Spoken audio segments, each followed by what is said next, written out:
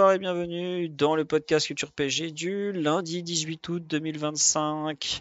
On est au lendemain de Nantes PG, match qui ne restera pas dans les annales, il faut bien l'admettre. On est 4 jours ou 5 jours, je ne sais même plus, après un PSG Tottenham qui pour le coup restera dans les annales mais qu'on n'a pas pu débriefer jeudi soir parce que je vous dis honnêtement j'étais absolument épuisé. Et je dormais à l'heure du début habituel du podcast. Et on a autre thème ce soir, on va revenir donc sur les débuts de Lucas Chevalier, d'Ilya Zabarny qu'on a pu voir sur les 2 derniers matchs. Ensuite on fera un petit point mercato en général. Et voilà, comme ça on fait un petit podcast du mois d'août. Disclaimer, je ne suis pas chez moi, je suis au milieu de nulle part, je ne sais pas si la connexion internet va tenir. Donc n'hésitez pas à me dire si le son saute, si vous n'entendez plus rien, etc., etc. Mais je vous ai promis que je ne vous abandonnerai pas pendant 3 semaines, donc je suis là. On est 3 ce soir en attendant. L'ami Blaise est là normalement. Bonsoir Blaise. Bonsoir Philo, bonsoir à tous. Voilà. Et pas de Daryl, pas de Mathieu qui sont en vacances. Non, Daryl n'est pas en vacances. Daryl est un anniversaire, pardon. Et Fahd est là en revanche. Bonsoir Fahd, excuse-moi. Bonsoir Philippe, bonsoir Blaise et bonsoir tout le monde. Voilà. On me demande sur le live, est-ce que les problèmes de son vont revenir? Non, non, non, non, non. Pour le coup, j'ai tout le matos habituel, l'ordi, le casque et tout ça. Je suis parti avec. Ce qui pourrait ne pas tenir, c'est la connexion internet, mais jusque-là, elle a l'air assez qualitative. Donc, on va y aller. On va. Ah oui, on me dit je serai quand Lou Pascalou. Je refais une séance de dédicace du livre Merci Paris. D'ailleurs, il est toujours disponible à la vente. Il y en a encore plein à vendre. Le mardi 26 août, le bar rouvre le mardi 26 août. On fait ça. L'heure de début, je pense que ça sera 18 ou 19 heures officiellement. Bon, moi évidemment, j'y serai plutôt pour organiser un minimum. Voilà, en tout cas, le mardi 26 août, je serai sur Paris. J'aurai des livres à lire. Si vous voulez en acheter quelques, je pense que j'en aurai une centaine comme la dernière fois. Parce qu'il faut que je vois avec l'éditeur pour la commande là de demain, parce que j'ai oublié aujourd'hui. Mais en tout cas, il y a une séance de dédicace le mardi 26 août sur Paris. Et normalement, je ferai un podcast le lundi 25 au soir pour vous le rappeler notamment.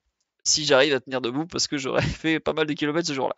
Mais on n'est pas là pour parler de ma vie personnelle, on s'en fout. On est là pour parler du Paris Saint-Germain, que dis-je, des super champions d'Europe, puisque nous avons gagné la Super Coupe d'Europe contre Tottenham. C'était les premiers matchs de la saison. On a fait 2-2 dans le temps réglementaire, avec réduction du score de Lee et égalisation totalement folle de Gonzalo Ramos à la 93e, je crois.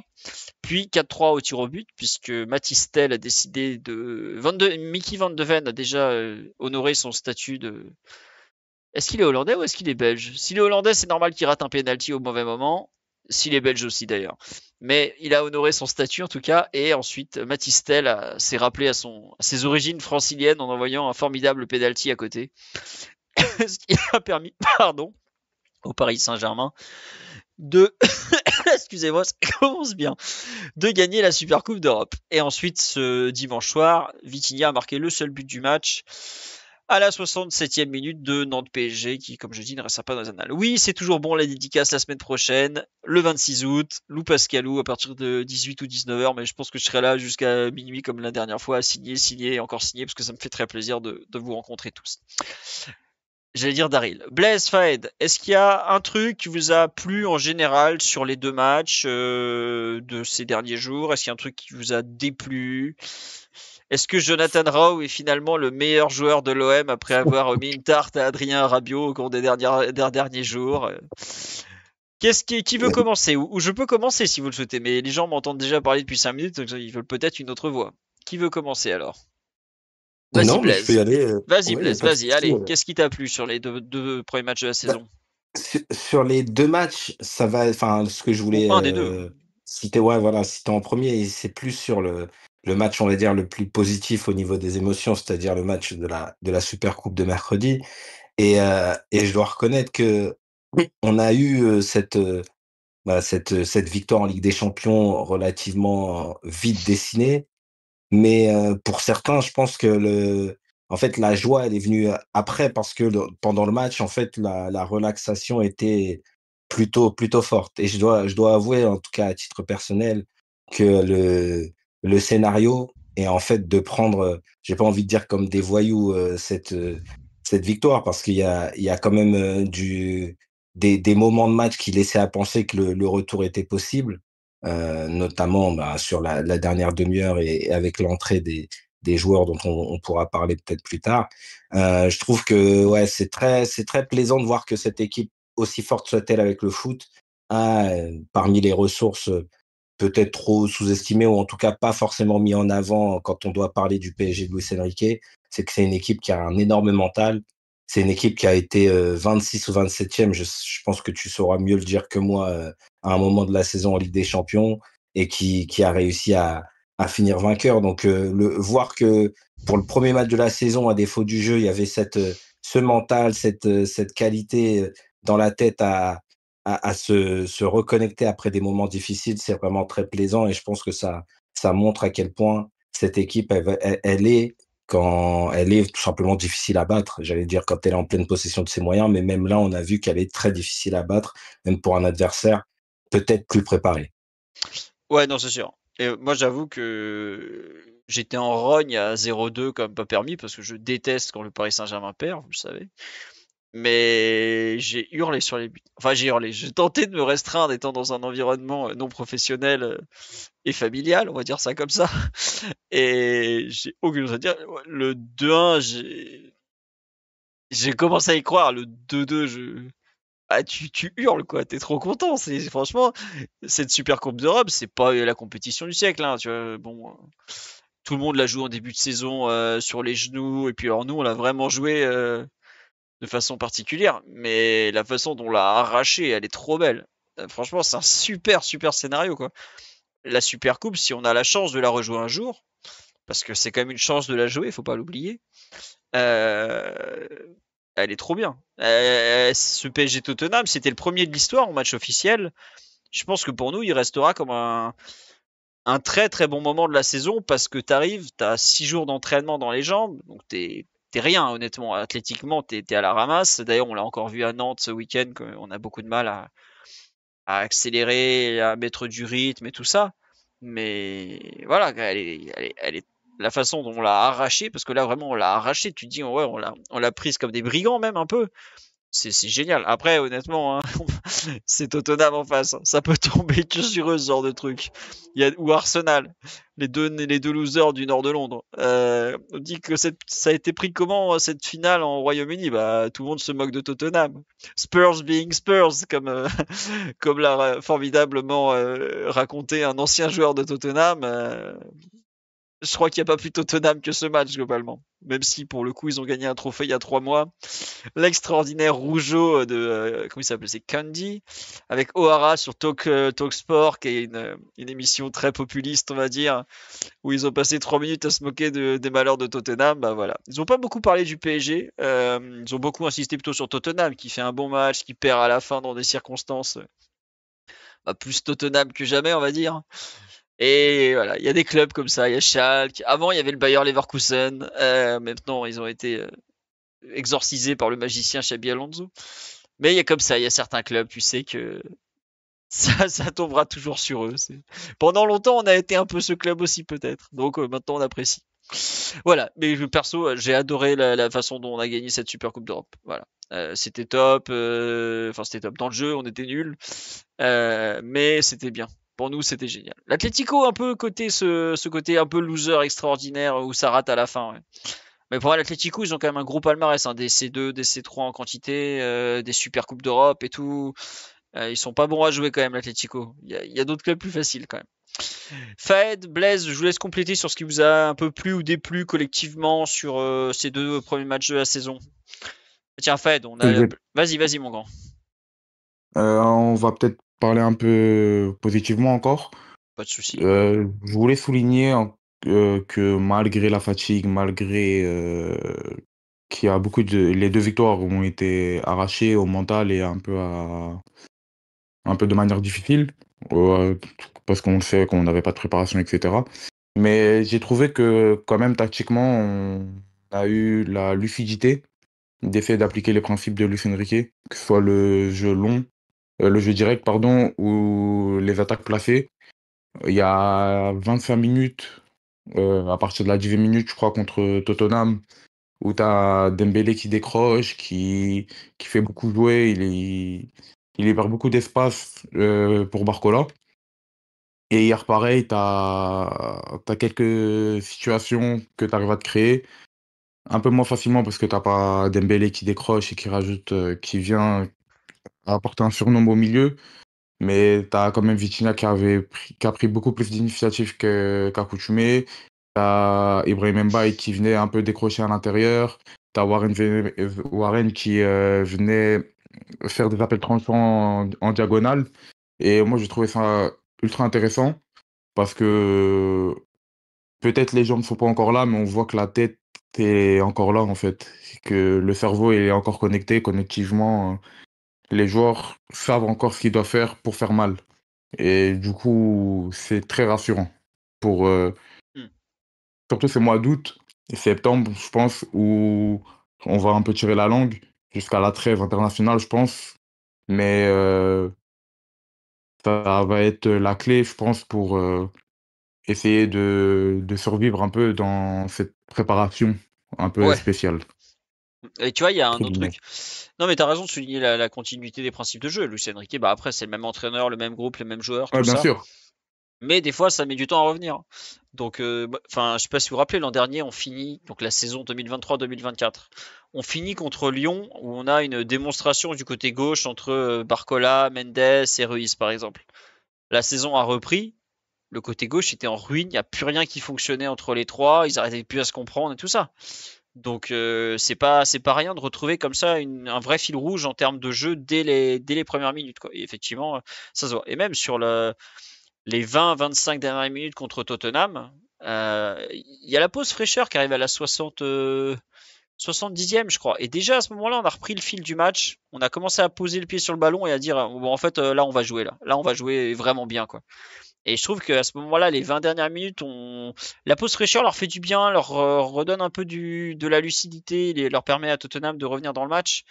Mais ensuite, bah, ils sont acculés. Là, on voit le PSG qui s'accroche à l'équipe, en fait, à ce qu'elle est comme équipe, tout simplement. Ses principes de jeu, sa façon de jouer, sa façon de faire tourner, l'importance de Vitinha, la finesse de Dembélé, quelques joueurs comme ça clés.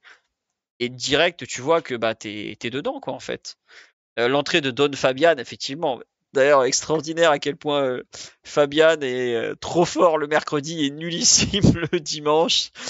Même moi hier, j'ai pas trouvé grand chose pour le sauver. Mais en tout cas, ouais. Bah d'ailleurs, attendez, la pause fraîcheur contre Tottenham, ils reprennent, ils mettent coup franc dans la boîte et ils passent pas loin de marquer encore de mémoire. Donc la pause fraîcheur nous fait souvent du mal au final. Mais en tout cas, ouais, la façon dont le PSG a su bah, garder son style, ne pas se perdre en route, être toujours concentré. Assez impressionnant pour un tout début de saison. Blaise Faed, niveau individualité, s'il y a des choses qui vous ont plu, toujours au niveau collectif, comme vous voulez. On peut commencer à rentrer dans les cas individuels sans forcément pointer Attends, du doigt un joueur. moi il y a Ouais. un truc dont je veux parler alors. La façon dont le PSG défend les coups de pied arrêtés contre Tottenham, elle est absolument catastrophique quand même. Vraiment. Moi, je pense que ça sent la rentrée, Ah tu ouais, vois. ça sent la rentrée. Et Adrien, qu'on embrasse, bah, qui est sur le chat d'ailleurs, sous le nom 22h22 Adrien, nous disait ouais, Tottenham, ils ont pris un mec de City, je crois, pour les coups de pied arrêtés. Ah, ça s'est vu. Hein. Les remises second poteau. D'ailleurs, si vous regardez le but que met Romero, de mémoire, on prend exactement le même à la première journée au Havre l'année dernière. Exactement le même. Excellente imitation de Thomas Partey par Kevin Danso. On espère que l'imitation s'arrête au terrain en revanche. Le Ghanéen n'étant pas vraiment un personnage recommandable. Mais non, ouais, les coups de pied arrêtés, la façon dont Tottenham nous a détruit. Alors évidemment, ils ont de la taille. Évidemment, ils ont beaucoup de choses. De United, l'entraîneur des coups de pied arrêtés, bah disons que bonne recrue pour le coup. Mais ouais, non, ils nous ont vraiment détruits dans les airs. Chaque, enfin, le premier but qu'on se prend, alors je ne comprends pas comment il ne peut pas y avoir faute sur Marquinhos vu que le mec se fait balancer alors qu'il est en l'air. Bon, pourquoi pas, bon. Mais c'est quand même le gardien qui nous met la balle dans la boîte, quoi. Genre, bon, on va quand même pas prendre un but sur une passe décisive d'un gardien. Les seuls qui ont fait ça l'an dernier, c'est Montpellier qui a été le pire relégué depuis des années. Donc, bon, à voir. Mais en tout cas, ouais, la défense des coups de pied arrêtés, il y a beaucoup de travail. Et c'est vrai que le fait que le PSG n'avait pas de référence par rapport à ce que Tottenham allait faire a, je pense, aussi compliqué fortement la tâche. Mais en tout cas, j'ai pas aimé la défense des coups de pied arrêtés. Mais Euh, personnellement, Vas-y, si je peux Fred, me ouais. permettre, Oui, oui, je t'en je prie. rejoins Blaise, moi, sur le fait que ça plus de la naïveté de la rentrée des classes un peu.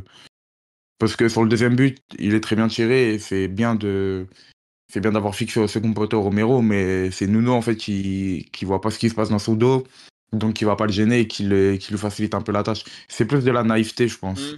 Possible. Mais bon, après, vu ce qu'on a vu aussi l'année dernière sur la phase aller, même en championnat, c'est pas rassurant, c'est vrai. Non, après, je suis pas très inquiet. On me dit comme sur live, comme d'habitude, mais à Nuno, les coups de pied arrêtés en début de saison, c'est la cata. Ah non, mais vraiment, il est vraiment regardez le premier but, et il regarde en l'air, enfin, il s'arrête de jouer à partir de la première frappe. Bah ouais, évidemment, Van de Ven est tout seul après. Enfin, il a des qualités extraordinaires, ce jeune, mais c'est pas sur coup de pied arrêté qu'elle s'exprime le mieux, évidemment.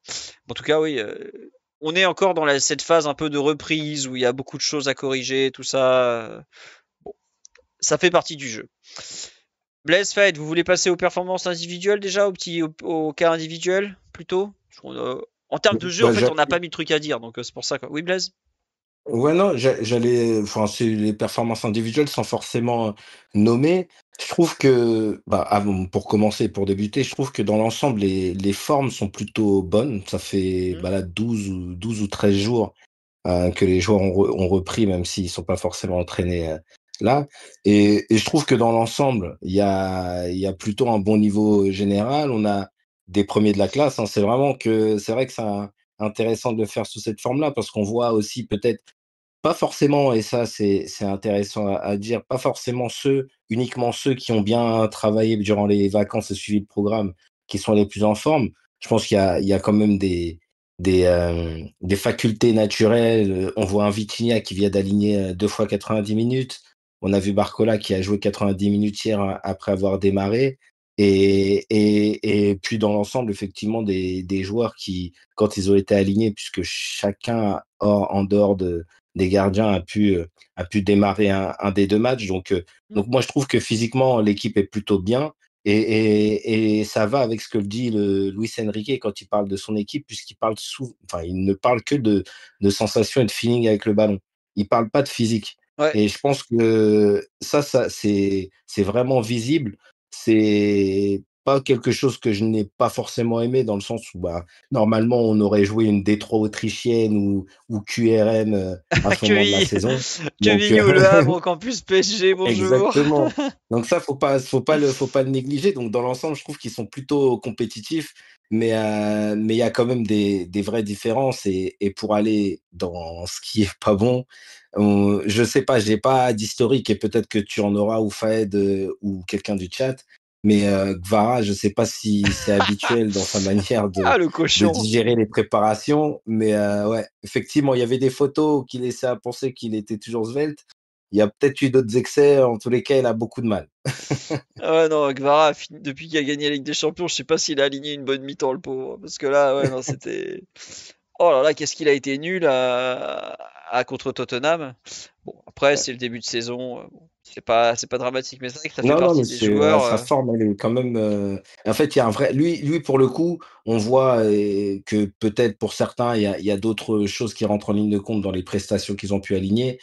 Lui, c'est vraiment sur la capacité, en fait, à éliminer, à être bien sur ses premiers appuis, ses changements de direction. Lui, on sent vraiment qu'il a besoin d'une vraie digestion, et après, il y a aucun doute, on l'a vu faire, que ce soit chez nous ou à Naples, pour savoir qu'il arrivera à se remettre à l'endroit. Mais moi, lui, pour le coup, je pense que c'est celui qui a eu le plus de mal. En tout cas, la sensation que j'ai eue, c'est le joueur qui a eu le plus de mal depuis ces 2 matchs. Ouais, tu vois, sur live, on me dit, il fait pas hors de forme sur les photos, comme pouvait faire Neymar. Non, non, mais je pense pas qu'il soit spécialement gros. Enfin, en tout cas, ça m'a pas choqué. Mais c'est juste qu'il a pas de jus, comme voilà, il a pas de jus, il a pas de jambes, il arrive pas. Je sais pas s'il a totalement respecté son programme de travail. Mais ouais, il a l'air un peu d'être dans le dur. On me dit, il a laissé pousser la barbe, c'est pas pour rien. Oh non, elle était déjà assez longue, hein, fin mai, il avait une bonne tignasse, hein. Donc non, je pense que c'est juste qu'il est globalement enfin, la théorie, c'est pas toujours le cas. Elle dit que plus t'es vieux, plus t'as du mal à réenclencher, quoi. Mais bon, Kvara, il a quand même que 24 ans, donc bon. À voir. Faed, tu l'as trouvé gros, notre Géorgien du côté gauche, ou bon, non, juste qu'il a Je l'air l'ai trouvé précis. cuit, ouais, c'est Ouais, tout, c'est pas ça. gros. Après, j'ai juste pas fait attention, mais Non, moi non plus, ça m'a pas. Il y en a ouais, certains, tu les vois arriver, tu sais, oh là là, ouais, t'as bien tu vois à mangé pendant l'œil. l'été, hein. Ouais, je regarderai de plus près ce week-end, on Bon, verra. on verra s'il joue déjà. Contre Angers, ouais. On me dit Mais pas je pense gros. que Ouais, pardon, excuse-moi, vas-y. non, je pense qu'ils auront un peu tous de temps de jeu. Il devra, même s'il joue pas, il aura 20-15 minutes, et c'est là que je verrai. Je m'attarderai sur ça. Ouais, puis lui, on sait qu'il va jouer avec la sélection géorgienne en septembre, ça lui fera pas de mal non plus, quoi. Mais bon. Non, sur les joueurs qui ont. Enfin, là, on parlait de Gvara, tout ça. J'avoue que revoir des joueurs comme Pacho, ça m'a fait plaisir. Le match de Pacho encore j'allais dire contre l'Inter, non, contre Tottenham. Il y a des moments où il gère des situations pas possibles et tout. Et là, genre, on a quand même des joueurs qui sont pas mauvais au football. Vraiment, il y a eu des moments où je crois que c'est contre Tottenham, il gère un contre tout seul, vraiment, t'es là, ah ouais, il y a de la technique défensive, il y a de l'impact, il y a de la vitesse. Alors c'est vrai qu'il a été en vacances un petit peu avant les autres, hein, parce qu'il n'a pas joué la demi et la finale, mais euh, il y a des fois, il y a quand même de sacrés joueurs individuellement dans l'équipe parisienne. Même hier, là, contre Nantes, on voit l'entrée en jeu de Hakimi, de Doué, tout ça, ça envoie un peu quand même. Bon, on les a pas vus jouer pendant un petit mois, hein, parce que ouais, c'est ça. La finale de la Coupe du Monde de club, c'est 13 juillet, puis on a repris les matchs le 13 août. Mais sans prépa, sans rien, on a quand même une bête d'équipe, hein. Enfin, en tout cas, des très très forts joueurs, ou même pas à 100%, ils arrivent à faire des trucs, t'es genre, ah ouais, quand même. Enfin, on en a parlé vite fait, mais là je parle de Pacho parce que ça m'a fait très plaisir de le revoir dans notre axe gauche, même s'il n'a pas joué hier à Nantes. Mais l'entrée de Fabien Ruiz contre Tottenham, mais elle est stratosphérique, quoi. Enfin, alors hier, il est nullissime, je l'ai rarement vu aussi mauvais. Mais contre Tottenham, mais je sais pas ce qu'il avait contre Tottenham, le Fabian, mais il est incroyable. Enfin, une entrée en jeu, je m'en remets pas, quoi. Vraiment, la justesse, la vitesse, à quel point il comprend tout mieux que les autres et tout, vraiment impressionnant. Alors après, hier, il y avait rien de tout ça. Il avait l'air d'être en totale surchauffe. Mais l'entrée contre Tottenham, je crois que c'est la meilleure entrée en jeu qu'il ait jamais fait dans sa carrière, quoi. Oui, Mais Fred?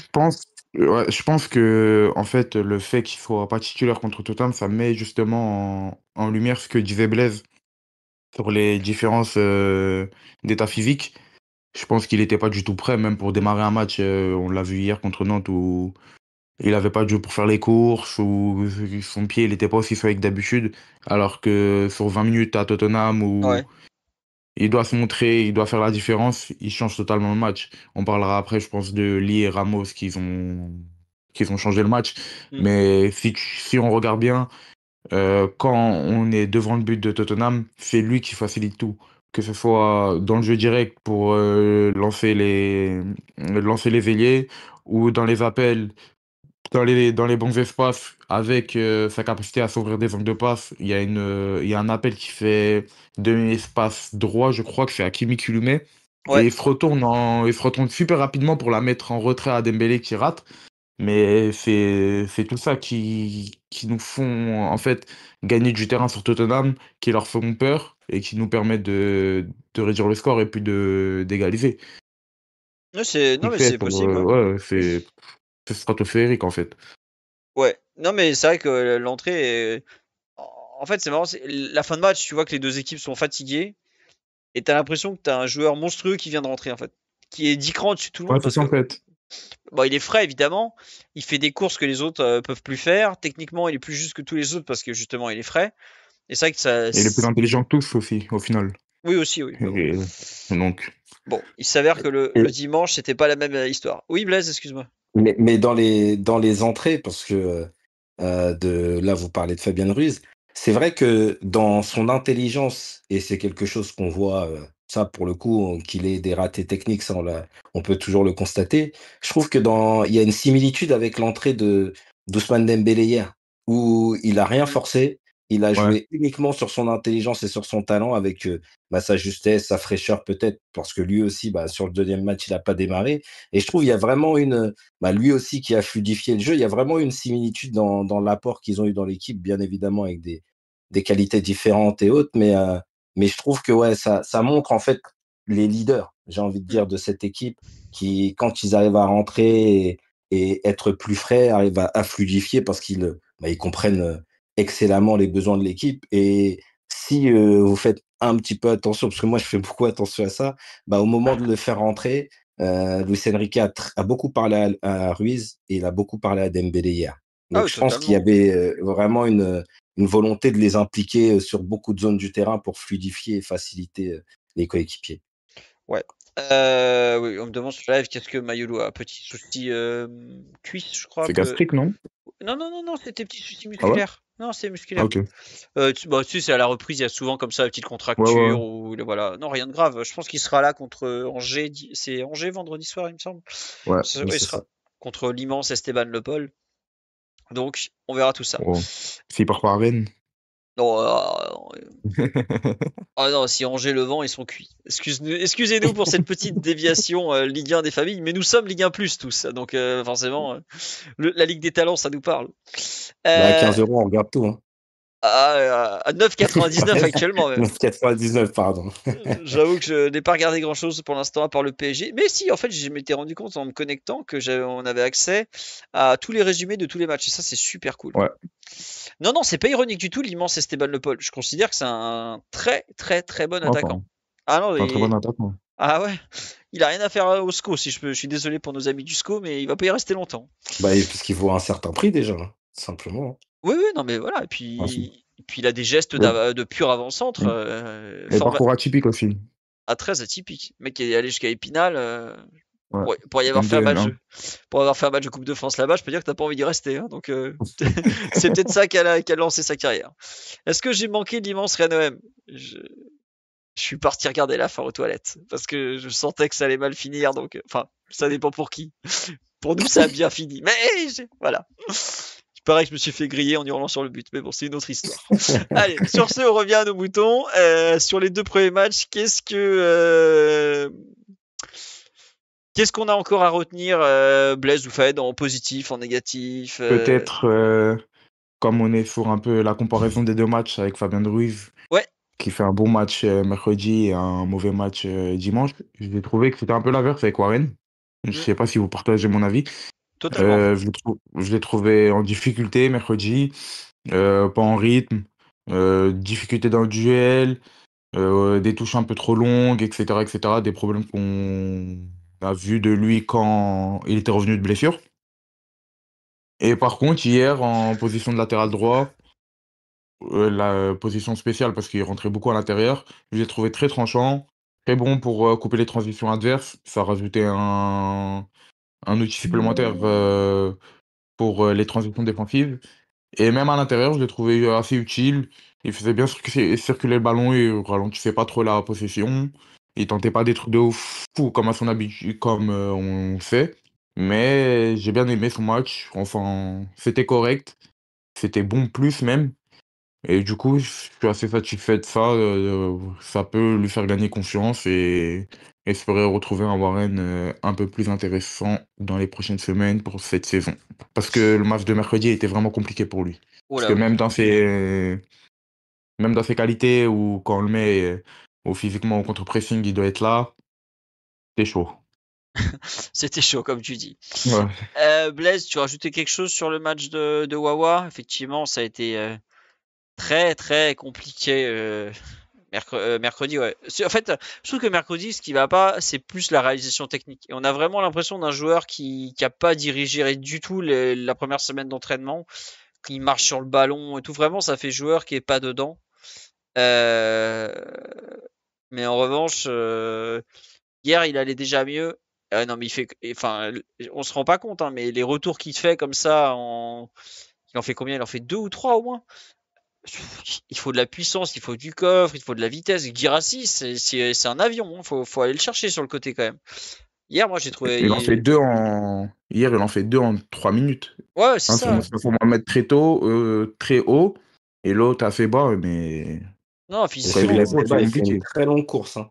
ouais. Ouais. Il le suit sur toute la longueur du terrain. Donc, ouais, non, j'allais intervenir plus tard. Je savais pas si Vas-y, tu vas-y, avais Blaise. fini. Non, mais moi, je trouve que autant le match de mercredi, il y a des inquiétudes techniques que je trouve vraiment très liées à l'état de forme, autant le match d'hier, c'est ses qualités propres. Et c'est dommage qu'ils disparaissent un peu en deuxième mi-temps, parce que sur la première mi-temps, je pense que c'était même le meilleur Parisien. Entre la puissance, un peu le volume de jeu, la répétition des efforts et tout ça, c'était pour moi le meilleur Parisien. Mais vas-y, je t'en prie, Blaise. Ouais, non, mais je suis de toute manière, je suis totalement d'accord avec ce que vous disiez, notamment par rapport à hier. Et puis ce que tu disais sur l'aspect technique contre Tottenham, en fait, pour provoquer entre guillemets, j'ai envie de dire que en fait, il faisait jeune sur ce match. Et il Ouais, y a un joueur qui a marché sur le ballon, c'est le plus jeune qui a été aligné. Ça, en fait, c'est comme s'il retrouvait en fait, un petit peu l'appréhension de ses premiers matchs pro, donc je pense qu'il y a lui pour le coup, il y avait un peu de digestion, peut-être aussi un peu de pression parce que c'est un joueur mine de rien, après la dernière saison. Je pense qu'il se met la pression pour retrouver une place dans cette équipe, donc il y a rien d'inquiétant à partir du moment où, en tout cas pour ma part, moi j'estime que quand Warren Zaïre-Emery, il est en pleine possession de ses moyens, techniquement, il est capable de faire beaucoup de choses. Donc, j'ai pas d'inquiétude quand je le vois avoir cette capacité-là à revenir sur ses adversaires, à récupérer des ballons, à porter le ballon et à sortir parfois de pressings adverses, bah, tout simplement avec ses qualités propres. ouais. Non, mais c'est. Enfin, quand il a quand même toujours des qualités qu'on pourra pas lui enlever, hein. Mais c'est vrai que mercredi, ça faisait vraiment suite, vraiment, ouais, retour de blessure, mauvais match, où il n'y a rien qui va, quoi. Donc c'est un peu rassurant match de dimanche. On me demande, avec ce début de saison tronqué, quand est-ce qu'on peut espérer avoir une équipe prête physiquement? Oh là là, ouais, faut bien compter un mois, je pense, hein. Ouais, vers la mi-septembre. En général, Pour même, Marseille, je pense. ouais, c'est ça, Marseille, 15 septembre. Je pense Mais j'ai qu'il. envie de dire que les sélections vont soit aider, soit peut-être ralentir le processus de préparation. Je sais pas si après, Ouais. ils Ça vont dépend lesquels, en fait. s'accorder. Ouais, voilà, exactement. J'englobe le tout pour pas faire du cas par cas, mais il y a peut-être aussi bah, des besoins enfin, on a peut-être besoin des sélectionneurs pour continuer à préparer les joueurs.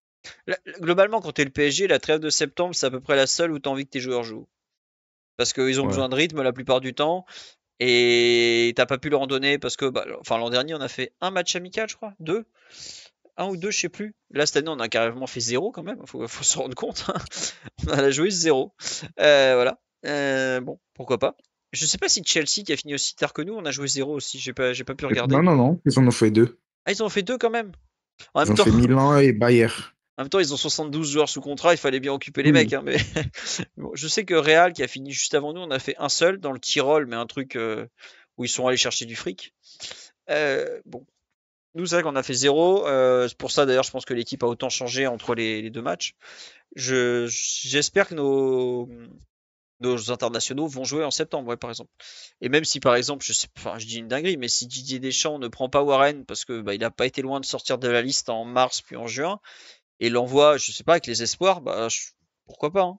Je préfère qu'il fasse deux matchs complets avec les espoirs que 3 minutes absolument insupportables avec l'équipe de France où il a passé 10 jours à se faire trimballer et à se faire des entraînements de lendemain de match où ils font rien, quoi. Donc, Et même pour la confiance, ce sera mieux pour lui d'être un peu un leader en espoir. ouais, oh, puis je pense que t'as aussi, il y a un côté aussi, ça te fait un peu réagir quand t'es en équipe de France depuis Oui, un an oui. et demi et que tu te fais reléguer en espoir. Faut pas oublier que des mecs comme Henry ou Trezeguet, ils avaient gagné la Coupe du Monde, ils sont partis en espoir quand même. Bon, c'est pas rien, hein. On parle pas de n'importe qui quand même. On parle de mecs qui avaient gagné la Coupe du Monde. Et en ayant des vrais rôles, hein, pas en ayant des rôles à la con, hein. Donc peut-être que ça tombera sur Warren.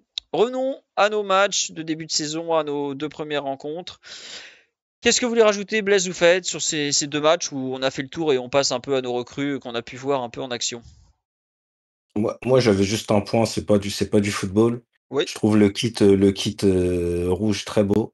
Et Ah, donc, j'invite chacun à se porter sur Culture PSG pour pouvoir le prendre via un lien affilié. Voilà, c'était simplement ça. Eh ben écoute, pour parler de liquette, j'aimais pas du tout les premières images et finalement porté avec le short rouge et pas avec l'horrible short bleu qui allait pas du tout avec que Nike avait mis sur la photo. Je l'aime bien aussi. Après, bon, faut pas non plus. Moi, Je c'est le sais- flocage que j'aime bien. Ouais, ça, je trouve que le Le flocage, flocage passe bien avec, ouais. ouais, il rajoute un beau truc. Mm. Ouais. Ah tiens, on me parle sur live de Désiré Doué. Bah, qu'est-ce que vous voulez dire sur Désiré Doué? Oh, il a fait un match horrible contre Tottenham lui aussi. Oh, Il est passé entre les gouttes parce que Warren a pris pour ouais, deux. Mais alors mon Désiré, oh là là. Ouais, bon. Début compliqué un peu lui aussi, hein. ouais. Je pense il faut qu'il se mange une claque lui aussi pour redescendre un peu.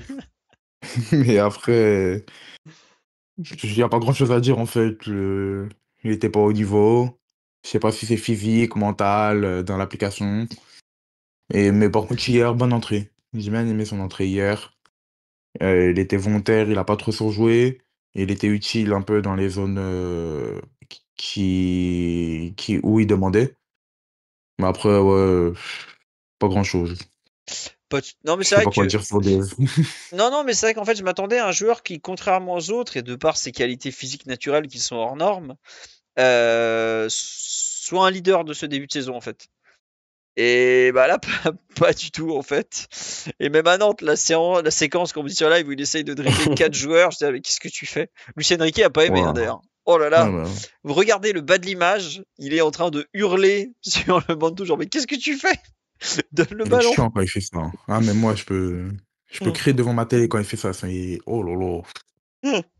Ça fait partie du personnage. Après, il a 20 ans, c'est normal qu'il s'amuse aussi, quoi. Mais bon, Non, bien sûr. Mais je suis je, très exigeant avec Doué, c'est peut-être pour ça aussi. ouais. On me dit, il est dans son cosplay Neymar. Il était, Ah. il y Qui avait pleure pas comme lui alors, hein. Ah bah là, le pauvre Ney, en a pris 6 à domicile pour le Non, mais en plus, il a pris 6 à domicile pour une équipe qui est 16e, hein, pas pour une équipe qui est première ou deuxième du championnat, hein. Le Vasco de Gama, il y a rien qui va en ce moment. Alors, déjà, quand tu prends un but de Coutinho en 2025, en général, c'est mal barré. Quand on prend deux, c'est encore pire. Mais bon, c'est comme ça. On me dit, Luis Enrique, le regarde. Oui, Désiré Doué. Attendez, Désiré, il a Oui. 20 ans, il a le droit de rater un match, hein, voilà. Et je pense que le faire jouer relayeur, c'est pas forcément lui rendre service à ce moment de la saison. D'ailleurs, je pense que ses meilleures minutes contre Tottenham, c'est les 5 qui jouent à droite. Quand il est lié. J'ai pas compris. Ouais, en ailier. Non, ouais, quand il est lié. Ouais, c'est Désolé. ça. Ouais, ouais relayeur, je sais pas. Il y a un besoin de. Je pense que s'il veut être un très bon relayeur, c'est dans une équipe qui tournera mieux. C'est pas un rôle qu'il connaît encore parfaitement. Donc, c'est pas lui rendre service que de le faire jouer comme ça sur des débuts de saison en relayeur. Après, vu les disponibilités des joueurs du moment, les problématiques physiques notamment. On en avait parlé dans le podcast d'avant-match du fait que Doué en relayeur, fallait peut-être s'en méfier, le voir venir. Mais pour le coup, ça n'a pas été très payant. Et bon, bon après, contre Angers, sa ville natale, il est capable de briller dès vendredi soir. D'ailleurs, il avait marqué le but du titre contre Angers il y a maintenant 4 mois, faut pas l'oublier. On nous dit il a du volume, Doué, il a de l'avenir à ce poste, c'est évident, c'est pas le bon moment. Oui, c'est ça, c'est pas le bon moment. Après, aujourd'hui, Désiré Doué, il est droit. On parle d'un mec qui fait une finale de Ligue des Champions historique à ce poste-là, quand même. Alors, avant de vouloir le replacer, on va peut-être essayer de tirer la quintessence du joueur à un poste où il est déjà très bon, hein, et puis ensuite, on verra ailleurs, quoi. Faut... Je sais qu'on veut toujours mieux, mieux, mieux, mais être aussi fort à un poste, c'est déjà pas mal, quoi. On nous dit, d'ailleurs, le fait de mettre Doué relayeur veut forcément dire qu'on va recruter en attaque, surtout en ailier droit. Non, pas forcément. Faut pas oublier qu'il manquait Joao Neves, il manquait Mayulu aussi, ça fait 2 joueurs de moins au milieu. On a vu que Fabian à Nantes était pas du tout à 100% physiquement, donc je pense qu'il faut pas lier trop ça au mercato. Plus lier ça au fait que bah il a 20 ans, il est prêt plus vite parce que c'est plus facile pour ces joueurs-là. Et voilà. Blaise, non, tu veux compléter sur Désiré ou tu veux lui mettre des claques comme Fed qui est beaucoup trop violent avec les jeunes de notre âge Non, je pense que oui, c'est un joueur qui aime le ballon, qui a peut-être lui aussi ça fait partie des joueurs qui ont besoin de retrouver du feeling avec le ballon. Lui, pour le coup, en le touchant beaucoup.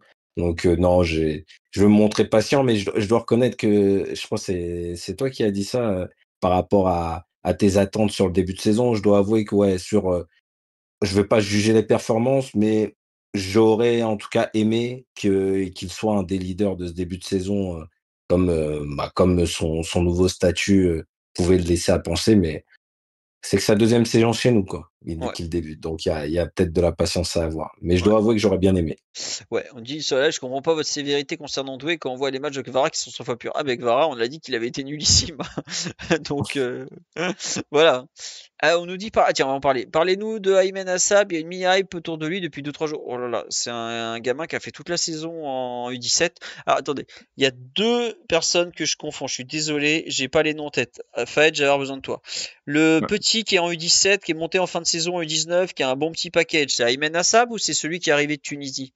Je confonds C'est les deux. Aymen Assab. Voilà, c'est celui-là. Parce qu'il Et y en a un celui qui a de Tunisie, c'est Ayari. voilà, Ouais. Ayari. Je les confondais, je suis désolé les amis. Bah, Ayman Assab, c'est un bon joueur en devenir, peut-être pas un top en devenir, mais laissez-lui du temps. On parle d'un gamin qui a été, qui c'est un 2008 Assab, il me 8. semble. Ouais, c'est ça. Yep.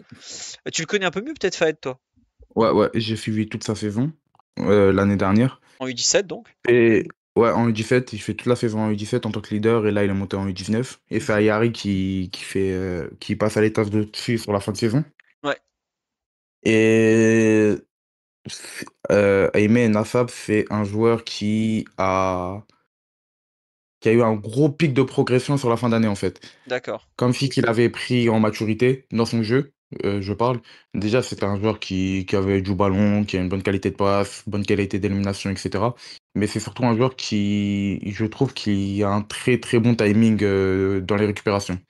C'est le premier match que je vois de lui, c'est contre Orléans, je crois, ou Caen, je sais plus. Mais il récupère des ballons, des ballons et des ballons et des ballons et des ballons. Et sur la fin de saison, en fait, il a mis vraiment sa technique au service du collectif. Dans le sens où il surjouait pas trop. Quand il se projetait, il provoquait au bon moment. Il protégeait son ballon comme il fallait, etc. Et là, sur les matchs amicaux qu'il est en train de proposer, moi j'ai vu le match contre City. Ah oui, c'est vrai C'était qu'il y deux allait, toi. fois, ouais, c'était 2 fois 60 minutes. Les 60 premières minutes qu'il fait, c'est stratosphérique. Attends. C'est vraiment stratosphérique. Il y avait le petit à City, Convan Sullivan. Ouais, qui est Je connu. sais pas si vous, ouais, qui est connu, qui a déjà joué en pro à 14 ans. Et les deux sur le terrain, c'était incroyable, c'était un beau duel. Et d'ailleurs, Assab, c'est lui qui permet de réduire le score pour le PSG en se projetant, etc. Je pense que ça va être un joueur à suivre pour ceux qui suivent les jeunes, que ce soit en Youth League ou en U19. Parce que s'il continue comme ça, je pense que il va monter avec les pros pour s'entraîner, du moins. Et après, on verra, mais c'est un joueur très intéressant et qui même pour se projeter au plus sur le long terme ou moyen terme, c'est un joueur qui a une flexibilité en fait. Parce que moi, je l'ai déjà vu jouer ailier sur quelques matchs. Hmm. Il peut jouer 6, il peut jouer 8, il peut jouer 10 sans problème. Donc je pense que si Luis Enrique le voit dans un bon jour, Ouais, comme il Camara. peut. Ouais, voilà, comme Noam Camara parfaitement. Hmm. C'est ça. Voilà. Mais Mais c'est très. En fait, c'est trop. Il y a trop d'inconnus au PSG. Il suffit que Luis Enrique le voit au mauvais moment ou qu'il monte et qu'il fasse un mauvais entraînement après qu'il redescende et qu'il tire un peu à la gueule et c'est fini pour lui. Et donc, ouais, c'est sûr. on verra. Oui, l'autre dont tu as parlé côté City, c'est Cavan Sullivan. Il a joué en pro à 14 ans en MLS. Il n'a pas joué en pro à 14 Ouais. ans avec City. Mais c'est un gamin Non, qui non, est non. très Ouais, annoncé. mais. Et il est vraiment bon alors, le Cavan Sullivan. Parce que Oui, oui, bon. oui, oui, oui. En fait, quand je l'ai vu rentrer sur le terrain, je me suis dit non, c'est pas lui quand même. Et au bout de 2, 3 touches de balle, j'ai demandé à un ami qui connaissait bien. Il m'a dit, ouais, c'est lui. Et le match qu'il fait, il joue, bah, je crois, il joue 100 minutes. Ah ouais, quand même. Il joue 100 minutes sur les 120 minutes et c'est au-dessus. C'est vraiment au-dessus. Je pense que Paris perd 5-3, je crois. Ouais, il me semble Mais que c'est ça. Ouais. il est sur les 5 buts. Ah oui, Mais quand pour de même. vrai, ouais, c'était fort. D'accord, bon. Petit point qui donc n'avait rien à voir sur les deux derniers matchs, mais voilà. Et juste pour compléter Ouais. sur le jeune Ayman Assab, c'est pas un joueur que vous verrez demain à l'entraînement des pros ou en pro, tout ça. Laissez-lui le temps de grandir, hein. On parle d'un Oui, gamin qui jouait en U17 l'an dernier. Donc U17, il a 15, 16 et au mieux, enfin au plus vieux, il a 17 ans. Arrêtez de voir des Mbappé euh, partout. Voilà, ouais, il a juste ça. 17 ans, je crois. Oui, il me semble qu'il a 17 ans, ouais. Ouais, ouais. Puisque si Il c'est va un sauter 18 ans, 2008, en tout cas. voilà, après, Ouais, il va sauter 18 ans, en tout cas. voilà. Voilà. Donc, calmez-vous avec ce genre de tout jeunes Oui. joueurs et laissez-les grandir. Appréciez-le. Ouais, appréciez et on verra Non, ce mais qui se oui, passera. voilà, enfin, les matchs U17, U19 sont faciles à voir maintenant ou à trouver ou Ils sont diffusés, surtout. c'est diffusé, mais après c'est pas pour autant que tu es super fort en U17, U19 que tu seras excellent en pro et Exactement. laissez-le grandir ce pauvre gamin surtout quoi. Pas la peine de lui mettre des attentes démesurées sur les épaules ou autre quoi, c'est juste ça. Ouais. On a d'autres derniers trucs à dire sur les deux premiers matchs ou on passe au début des recrues que sont Zabarni et Chevalier. Je voulais peut-être parler d'Ibrahim, moi, Ah oui, comme Ouais, sur c'est les exactement Mbaye, ce que j'allais faire. Donc vas-y, Fayed. vas-y. Vas-y, je me permets de commencer alors. Bah, tu connais mieux le Euh, joueur, donc vas-y. je suis très content des deux performances d'Ibrahim Mbaye, moi, sur cette semaine. Oh là, tu vas pas te faire des amis là. Euh, ouais, je sais, c'est pas grave, je suis prêt à fumer. Vas-y, on t'écoute. Je suis très content dans le sens où c'est un joueur qui a l'air de s'être un peu débloqué. Mm. C'est un joueur qui, sur la fin de saison, a eu des matchs très compliqués où il était un peu isolé sur la largeur, comme on l'avait expliqué en podcast. Et là, c'est un joueur qui était vraiment connecté à ses partenaires, qui essaie vraiment de créer les décalages. On l'a vu à gauche, on l'a vu à droite, on l'a vu essayer de démarrer son latéral, de déséquilibrer son latéral, pardon, en le prenant de vitesse, etc. On a vu des bons appuis. Après, je suis d'accord avec tout le monde que son match d'hier, techniquement, c'est très compliqué. Il y a encore des lacunes, que ce soit sur les prises de balles. Mais après, sur les passes, je ne vais même pas essayer de lui tirer dessus parce que c'est plus pour moi une question collective, en fait. Il n'a pas vraiment l'habitude des appels de Warren. Il ne sait pas vraiment quand Warren va arriver. En tout cas, à l'entraînement, il le fait, mais en match, c'est différent parce qu'il y a un vrai adversaire. Mais je tirais que le positif, moi, de ces deux matchs d'Mbaye, parce que là, il commence à gratter du temps de jeu dans un moment où on a besoin de lui. On a besoin de quelqu'un qui est frais physiquement. Il n'a pas beaucoup joué, il a beaucoup voyagé, certes. Il est peut-être un peu fatigué mentalement de tout ce qui s'est passé autour de lui cette saison. Peut-être, je pense, et je le dis en étant presque sûr que il n'est pas vraiment fier de ses performances sur la fin de saison. Et là, le fait qu'ils soient un peu plus à l'endroit, qu'ils rentrent beaucoup plus dans le collectif, je l'ai vu à plusieurs positions hier. Je l'ai vu sur la largeur, dans le demi-espace, dans l'axe. Je l'ai même vu des fois décrocher dans l'axe, à demander dans les pieds à Vitinha. Ça prouve que c'est quelqu'un qui est en train de prendre confiance, qui commence à comprendre le système de Luis Enrique. Il y a du déchet, je me répète, mais c'est encourageant, vraiment encourageant moi pour la suite, surtout que c'est un 2008. Là, Ouais. on parlait de Assap, pardon, qui ont le même âge, c'est la même génération. Et là, c'est quelqu'un qui est en train de jouer en pro, c'est son 13e, 14e match, je crois, en pro. Pardon, et ça prouve là qu'il est en train de monter en puissance et qu'il peut se montrer intéressant sur le peu de minutes qu'on va lui donner. Mm. C'était pas vraiment concret hier. Mais si on regarde avec du recul et on n'attend pas de lui qu'il nous claque un but, une passe D et que ce soit Lamine Yamal, parce que je vais le dire clairement, sur les réseaux, les gens attendaient que ce soit Lamine Yamal, ils s'attendent à que le PSG sorte des cracks, alors que ce n'est pas le but d'un centre de formation de sortir des cracks. Le but d'un centre de formation, c'est de sortir des joueurs professionnels, d'offrir un avenir aux jeunes. Mais là, pour le coup, c'est quelqu'un qui va et qui va devoir encore gratter des minutes cette saison. Parce on en aura besoin, la saison elle est très longue. Il y a encore le trophée des champions, il y a la Coupe du Monde des clubs, la vraie. Et du coup, si Des Mbaye pays continue. donc. La Coupe du Monde des pays, pas Ouais, des clubs justement. ouais. Non, la Coupe du Monde des clubs, il y a la Ah, finale, on Coupe va jouer la finale. intercontinentale, d'accord, j'avais oublié. Ouais, Ok, je pensais à la vraie Coupe du Monde en ouais, juin, ouais. moi, d'accord. Oui, excuse-moi. Non, c'est pas grave. Et du coup, Mbaye, on aura besoin de lui pour faire tourner. Et plus il sera bon, plus ce sera intéressant pour nous, plus ce sera intéressant pour le club, parce que ça mettra de la concurrence, que ce soit à droite ou à gauche. Et au final, voilà, c'était très positif. Et Blaise, si tu veux continuer, ou Non, Philippe. moi, il y a juste un truc, une remarque que je trouve très très juste sur live. On nous dit contre Tottenham, il a fait une bonne rentrée, tout ça, et oui, il manque de justesse dans la surface, ça c'est sûr, mais moi je te rejoins sur le fait qu'il est beaucoup moins timoré. Et on voit plus le joueur qui a peur en fait. Jusque-là, on voyait un joueur qui avait peur, qui osait pas se lâcher. Et le match contre Tottenham, le match contre Nantes, on voit un joueur qui se lâche. Il y a des personnes sur live qui disent mais moi j'ai pas aimé et tout. Et je peux comprendre parce qu'il y a beaucoup de déchets. Et c'est un joueur qui jusque-là est très frustrant en fait. Et je comprends que vous soyez en disant mais attendez, il est nul ou voilà. Il est loin d'être nul. Et si Luis Enrique lui donne autant de temps de jeu, c'est justement parce qu'il est très très loin d'être nul. Mais il y a une remarque que je trouve très juste sur live, il me dit, il rappelle un peu Doué l'an dernier, trop de stress et une volonté de forcer son jeu. Si Luis Enrique le fait autant jouer, c'est de bon augure pour l'avenir.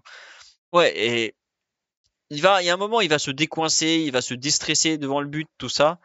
Mais laissez-lui du temps. Ça va venir peu à peu. Et je pense que le moment où il va trouver de la justesse, par contre, ça va peut-être décoller très très très très vite.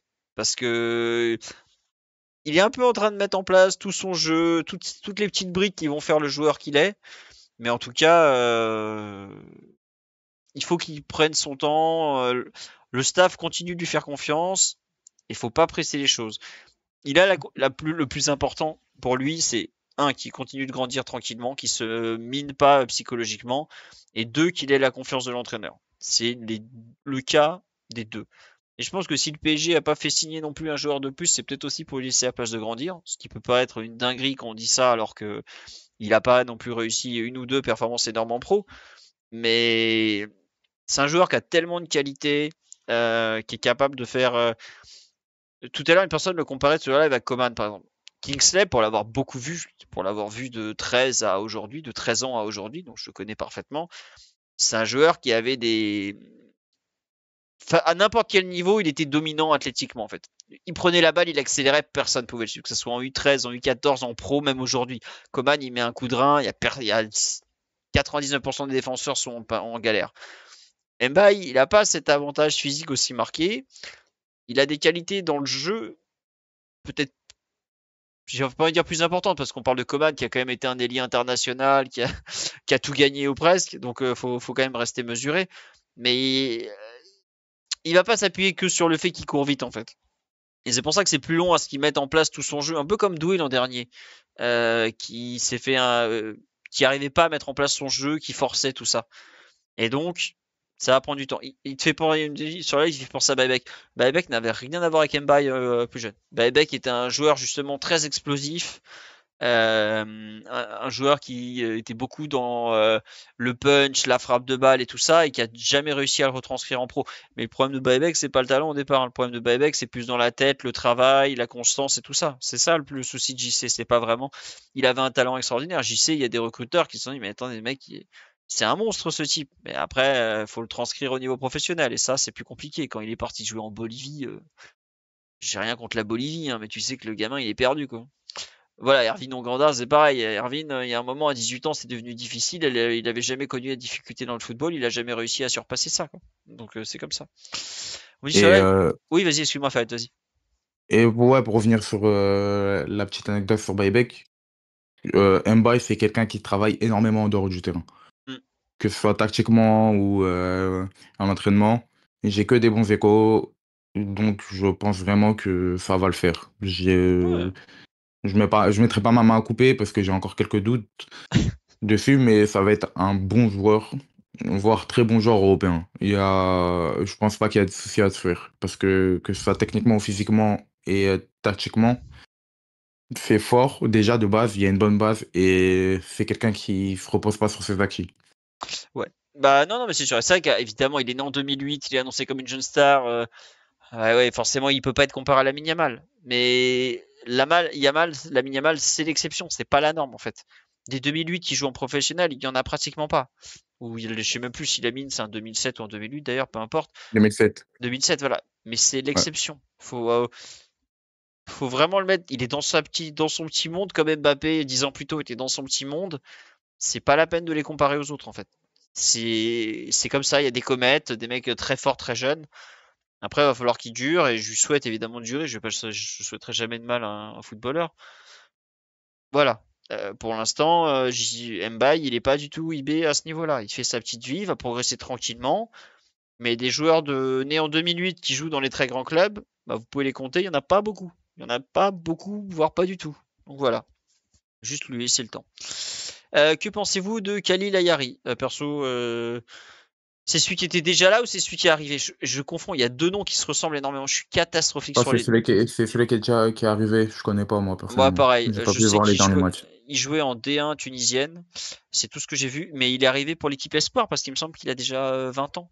Donc j'en Oui, pense. oui. C'est ça, Blaise, Foot hein? Mercato, ouais, c'est ça, et Foot Mercato, après la véracité de l'info, c'est pour ça que je cite la source, disait que visiblement il y aurait un projet de l'intérêt vraiment à l'équipe espoir et de lui laisser le temps de se développer. Pourquoi pas intégrer le groupe pro à terme, mais c'est un autre profil. On est vraiment sur de la post-formation Ouais, c'est ça, ouais. d'un jeune Ouais. homme. C'est pas, donc c'est différent. Ouais, voilà. Et si je peux me permettre, si je peux conseiller les gens, ne vous attardez pas trop sur les recrues du groupe Espoir. Pas que ce sont des mauvais joueurs, mais c'est comme l'a dit Blaise, c'est de la post-formation. Du coup, il y a beaucoup d'inconnus. Et c'est surtout, en fait, le groupe Espoir, il est vide, en fait. Il y a beaucoup de joueurs qui n'ont pas voulu rester parce que ils avaient de meilleures propositions. Et il fallait faire un groupe quand même. Et du coup, on a pris des joueurs avec qui il y avait peut-être un potentiel pour gratter l'équipe première, mais je pense qu'il y aura beaucoup de casse. Ouais, Donc, c'est, je pense que voilà. c'est des gamins ou des jeunes qui ont pas eu le niveau pour passer pro directement ailleurs, mais où tu sais qu'il y a du niveau, qui est caché, il y a du potentiel, voilà. C'est Voilà. un agglomérat de potentiel, mais déjà au PSG c'est dur de percer. Alors imaginez-vous quand en plus vous êtes comme ça des joueurs un peu, je vais pas dire de seconde lame, mais un petit peu quand même. Donc voilà. Et que vous n'êtes pas déjà de la maison PSG. Et en Ça plus, peut être, c'est plus compliqué. ouais. On me dit, Luis Enrique a peu de patience avec les jeunes, voire Zag. Donc le nombre de fois qu'il lui a donné sa chance, c'est quand même. Je pense Oh. il est capable d'avoir de la patience, mais au bout d'un moment, le football de haut niveau, c'est pas la crèche, quoi. Si t'es bon ou tu vas ailleurs, c'est terrible, mais c'est comme ça, quoi. Je pense Qu'appelle, qu'il a de la patience avec les bons joueurs, moi. ouais. C'est tout. Qu'appelle-t-on la Avec tout le poste? respect pour Yoram. Pardon, vas-y, excuse-moi, Fed, je t'ai Non, non, coupé. je disais juste, Y a pas de Yoram, souci. c'est pas un très très très bon joueur comme IB peut l'être. Ouais, Du c'est coup, pas, je pense que c'est pour ça qu'il n'y avait pas la patience. et Mayoulou, pour pas cibler Ouais, que voilà, ouais, voilà. voilà, exactement. On nous dit, qu'appelle-t-on la post-formation? La post-formation, c'est en gros à partir de, allez, 19 ans, 18 ans, 20 ans, plutôt 19, 20 ans même, quand le joueur, en théorie, a fini son cycle de formation ou est en train de le finir, et donc, bah, tu es dans il est pas encore totalement au niveau professionnel parce qu'il peut avoir un retard morphologique, un retard tactique, un retard physique, peut-être besoin de progresser encore un peu. Et là, tu te retrouves dans ce qu'on appelle un peu la post-formation. Tu le mets au niveau du monde professionnel, ou pas d'ailleurs, parce que certains n'y arriveront jamais. Et voilà, c'est un peu ça qu'on appelle la post-formation. Non, c'est une bonne définition, Fahed, Blaise. Je pense que je. en illustrant, c'est pas dans notre club, c'est peut-être le transfert de Martial de Lyon à Monaco avant que Monaco prenne de l'argent, mais l'idée c'était de le développer tout simplement et de lancer une carrière. Donc c'est un petit peu ça, je pense, l'idée. Voilà, c'est un peu ça. Ou Cherendour, par exemple, c'est de la post-formation, je considère Totalement. pour Exact. moi. Chez Rendour, qui avait à peine joué avec l'équipe première de Ouais, Benfica, ça. un potentiel. Bon, bah voilà, on a Ou fait. même Oubulka. Ou Marcin Martial Bulka, Boulka, totalement. ouais. Voilà, ça c'est la post-formation. Vous prenez un joueur jeune qui, globalement, oui, la formation a plus grand-chose à lui Ouais. apprendre. Il faut juste qu'il se mette au niveau du football professionnel, que ce soit physique, mental, tout ça. Voilà. Et au Bon, cas où Xavi Simons ne fait pas de la post-formation. non, non, non, c'était contre nos formations. Malheureusement, d'ailleurs, j'ai quand même explosé de rire quand aujourd'hui j'ai lu des. Non, Xavi Simons s'est pas intéressé par le Bayern. Pardon. Tu sais qui tu es, mon jeune ami? Bref, on va parler de nos recrues qui ont fait leur début. On va commencer par le gardien de but, puisqu'on a un peu plus de matière. Lucas Chevalier, puisque depuis le dernier podcast, on est désormais certain que Lucas Chevalier est le titulaire dans les buts du PSG. Qu'est-ce qu'on en pense de ses débuts, Blaise? Tiens, Faed a beaucoup parlé sur les jeunes, parce qu'il les suit beaucoup et c'est très intéressant. Qu'est-ce qu'on pense des débuts de Lucas Chevalier, mon bon Blaise?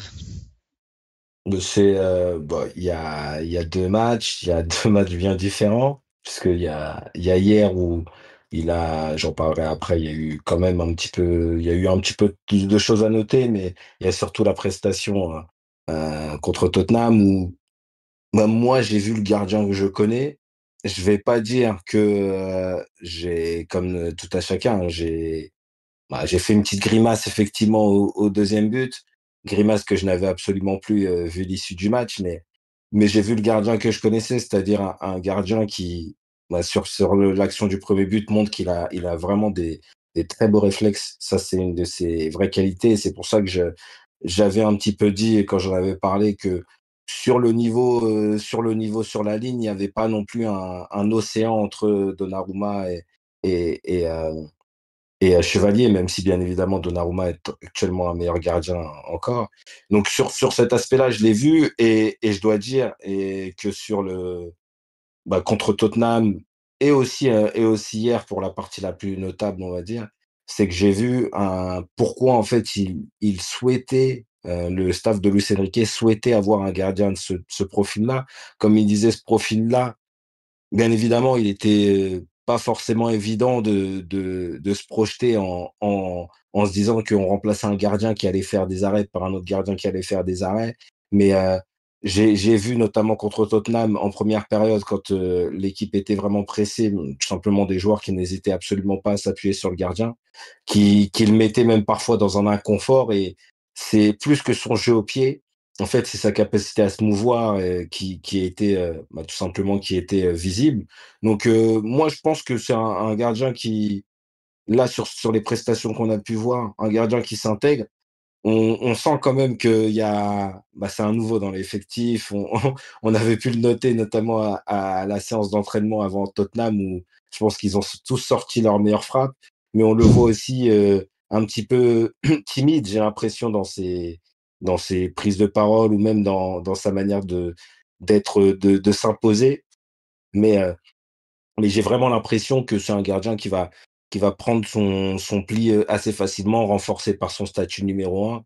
Et vraiment, je pense que dans ce qui va être apporté comme nouveauté et ce qui est, on va dire, rabâché par Luis Enrique à chaque fois qu'il a un micro face à lui, le fait d'avoir un gardien qui va être sollicité et pas uniquement quand l'équipe est poussée contre, jusqu'à sa ligne de sortie de but.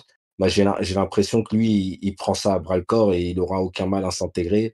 Après, peut-être, parce qu'il le communique comme ça, il est peut-être un peu trop confiant et c'est peut-être ça aussi qu'il devra corriger pour s'intégrer dans cette équipe-là. Mais on le voit avec Dembélé, on le voit avec Marquinhos, il a l'air d'être plutôt bien accueilli, donc j'ai aucun doute là-dessus, que ça se passera plutôt bien. On nous dit français bon vivant, un titre pour son premier match, il va s'intégrer rapidement dans le groupe. Oui, oui, oui, bah écoute, on va espérer qu'il va s'intégrer. Bon, après, c'est bien, c'est que contrairement à ce qui a pu se passer avec Navas et Donnarumma à leur arrivée, il n'y a pas en fait un peu un rejet du groupe par lui. Le groupe a bien compris que c'était, bah lui, il est là parce que c'est la concurrence et qu'il débarque. C'est pas lui qui a choisi de foutre Donnarumma à la porte en fait, quoi. Et ça, je trouve ça bien, quoi. Il a été bien accueilli, on a vu Marquinhos et tout ça. Bon, c'est après ça, comme tu dis, heureusement que ça se finit bien à séance de penalty de tir au but pardon contre Tottenham, parce que sinon on ferait peut-être pas le même bilan, quoi. Et lui non plus serait peut-être pas dans cet état d'esprit là, quoi. Après bon, c'est aussi lui qui se rattrape en repoussant le penalty Van de Ven alors qu'il y avait 2-0 pour Tottenham à ce moment-là et que ça puait seulement pour nous, hein, donc voilà. Et en allant 3 fois sur 5, Ouais, les ouais, trois c'est ça, premiers 3 partent du fois bon sur 5, côté. ouais, du bon côté. Donc il y a aussi peut-être un gardien qui le sent plus que, parce que j'avais pas l'impression qu'ils aient forcément d'indication sur les tireurs, mais je peux me tromper bien évidemment, mais en tout cas c'est un gardien qui a l'air de sentir le coup. Ouais, tout à fait. Fahd, tu veux rajouter quelque chose sur le chevalier? Oui, déjà, je tenais à préciser que je rejoins totalement Blaise sur ses indications et ce qu'il a relevé sur le match de Chevalier. Mais moi, je voulais aussi relever l'aspect mental parce que ça aurait été très simple pour lui, en fait, après le deuxième but, ou même en revoyant les images, je trouve que sur le direct, on a été un peu dur avec lui, de sombrer totalement. Et j'ai l'impression que mentalement, il est très, très, très fort, en fait, beaucoup plus fort que Donnarumma, et ça présage beaucoup de bon. Parce que ça aurait été très simple d'avoir le pied qui tremble, de pas avoir la main ferme, de plus trop sortir, de faire une séance de tir au but nul. Mhm. Et là, il se prend le but où il est un peu il est fautif, mais c'est pas une grosse bourde. Et il y a rien eu de tout ça, en fait. Il a continué son match comme si de rien n'était. Il fait une bonne séance de tir au but où il y en a 3 où il plonge du beau côté, il en sort un. Et après, ça se termine bien. Donc, je pense que les deux, c'était une première soirée compliquée, mais qui est très parisienne, en fait, de Chevalier. Et après, hier, c'était un match qui, je pense qu'il devait connaître. Un bloc bas contre Nantes où il y a quelques occasions, où il y a un pressing et il doit trouver les diagonales. Je pense que c'était pas de l'inconnu pour lui et il l'a très bien fait. Et je tenais à préciser que là, sur les 2 matchs, sans tirer encore sur Donnarumma, au pied, on voit vraiment qu'il y a une différence quand même. Ah, tu Parce trouves? que Moi, ouais, j'avoue que je trouve je voulais vraiment. vous en parler sur le live. C'est pas. En fait, à quel moment tu trouves? Parce que au contraire, les premiers ballons contre Tottenham, je les trouve catastrophiques. Il met des savates vraiment dans les Ouais, pieds de ça, ses je te joueurs. l'accorde. Mais contre Tottenham, je crois il y a une pas sous pression. Ouais, sur Barcola, côté gauche, Ouais, là, Pacho lui en ouais, met. exactement. Il est collé à À la sa ligne, ligne, il arrive à il la le met dans les pieds de contrôler. Barcola parfaitement. Et à partir Exactement. de ce moment-là, déjà, je me dis, mais en 5 ans, j'ai pas vu Donnarumma faire ça. Et même, tu vois que le pied tremble moins en fait sous pression, qu'il est moins stressé et qu'il sait très bien ce qu'il veut faire. Bon, tant mieux. Et que, et que le ballon, il ira moins souvent en touche quand faudra relancer face à un bloc haut que Donnarumma Bon, écoutez, ou je Et vais. même Safanov. sur les passes 10 au sol, hein, on passe les passes à 10-15 mètres. En Ouais, fait, il est capable de trouver à gauche ou à droite, même de trouver dans l'axe. Et souvent, ça, c'est un marqueur parce que un gardien qui a pas un jeu de pied très qualitatif, il va jamais tenter la passe forte pour un coéquipier qui vient vers lui. Et lui, en fait, il a pas hésité dès les premières minutes. Il y en a une pour Lee, il y en avait quelques-unes notamment. Donc, je pense que oui, c'est pas notable parce que le PSG a un jeu où on va pas avoir un gardien qui va allonger comme Ederson pour trouver la ouais, profondeur. exactement. Et Voilà, on n'a pas les joueurs aussi devant pour c'est gagner ça. les duels aussi. Mais je trouve que si on fait attention, pas forcément que à la réussite, il y a en fait des prédispositions qui montrent qu'il est Mm, beaucoup plus à l'aise. Et même en deuxième période, il y a un ballon nantais, bon, on jouait haut et il est sorti, il a intervenu très haut loin de sa surface, quoi. Donc je pense il y a de ça dans l'aisance avec le ballon, entre guillemets l'aisance, parce que ça reste un gardien. Il y a cette capacité en fait à intervenir sur plusieurs zones et à garder une qualité technique sans forcément se créer des frayeurs ou être, on va dire, aléatoire au moment de taper dans le ballon. Et je crois Ouais. qu'il y a une interview sur la chaîne de la Ligue 1 ou DAZN, je sais pas. Ou non, je crois que c'est Prime, il y a 2 ans avec Adjel Rami où il précise qu'il travaille énormément sur ça parce qu'il sait que c'est important pour un top gardien et il sait qu'il veut devenir un top gardien. Mais Ok. par contre, là, je viens d'avoir un doute, je sais plus si c'est le mental ou le pied, ou les deux. En Du même temps, coup, avec Adil Rami, t'inquiète pas, il a Je pas te embrouillé. confirme que c'est le pied. Ah, le c'est le pied? pied, Ok, c'est d'accord. parfait Ouais. alors. Ouais, ouais, il a dit ça, il a dit, parce que je crois que c'était au moment de Fonseca. Et en fait, Ouais. il dit C'est ça. qu'il travaille beaucoup ça avec ce coach-là. Ok. Sur Chevalier, quelque chose à rajouter? Bah non, contre Nantes, on n'a pas pu voir grand-chose. Premier Ouais, match non. au Parc vendredi prochain contre Angers, on va voir ce que ça va donner. Mais écoute, bah là, je trouve que, alors, je déteste la façon dont le PSG a. Pour moi, Gigio devait prolonger et je souhaite rien de mal à Chevalier, hein, il y est pour rien et le PSG a fait ce choix, mais je trouve que à partir du moment où Paris dit à Donnarumma, ce sera pas toi l'avenir, parce qu'il y a eu des questions sportives, des questions financières, tout ça, c'est un tout, hein, c'est pas juste l'un ou l'autre, c'est un tout. Je trouve ça quelque part bien de un peu mettre de côté Donnarumma à ce niveau-là, pour pas que ça fasse comme Trapp et Areola et Novas Donnarumma, où t'as une espèce de vraie fausse concurrence qui pourrit les deux en fait. Là, c'est clair. Donnarumma, merci pour tout, mais il faut que tu partes. Donc, tu vas te trouver un club, peu importe. Mais quelque part, ils le mettent un peu de côté. Et je pense pas que Donnarumma a du ressentiment envers Chevalier, parce que Bon, c'est peut-être pas le plus futé de la bande, mais quand même, il a bien compris que Chevalier, bah, c'est la règle du jeu, quoi. Lui, il est arrivé, il a piqué la place de Navas, et bah, Chevalier lui pique sa place à lui, même si c'est pas que pour des raisons sportives. Voilà. Ça nous évite les gros plans, ça nous évite des trucs pénibles, et je pense que quelque part, c'est bien que le PSG gère de cette façon, même si c'est injuste pour Donnarumma qui restera à jamais uno di noi, comme diraient les Italiens, ou au moins en tout cas le premier gardien champion d'Europe du Paris Saint-Germain. Et quelque part, autant que ça finisse cet été, quoi, en fait. L'histoire peut pas continuer, bah hop, on va jusqu'au bout et on prend des mesures un peu dures parce que il faut que ça finisse comme ça. Donc à ce niveau-là, moi je trouve ça plutôt bien dans l'idée quand même. Avant qu'on passe au cas Zabarni, et c'est parce que j'ai oublié plein de fois depuis le début, j'arrête pas de me le rappeler. On va parler du Bradley Cooper ukrainien, vous inquiétez pas. C'est injuste dans le sens où, quand même, on lui propose un salaire qui est pas beaucoup mieux que l'ancien. Enfin bref, on va pas refaire l'histoire tout de suite sur Donnarumma, on verra où il va signer à la fin, et on fera peut-être un bilan de son passage, mais c'est dur quand même en fait, voilà. Je trouve que c'est dur la façon dont il est mis à la porte. Donc je voudrais remercier les subs, merci à Enfin Voilà Quoi, merci à Stuptrick, merci à Voté Anterol, à Monsieur Rhin, à Dédric21, à Rilo20, à Oral B2, à Altosec, et c'est tous les autres, c'était la semaine avant. Et merci à Xargat qui me dit tous au loup Pascalou. Dans 8 jours pile, je serai là avec, je serai en polo de la victoire à Munich. Tiens, ça a été décidé. Puisque mes formidables chemisettes britanniques ne font pas l'unanimité. Je serai en polo de la victoire à Munich et je vous attends avec grand plaisir.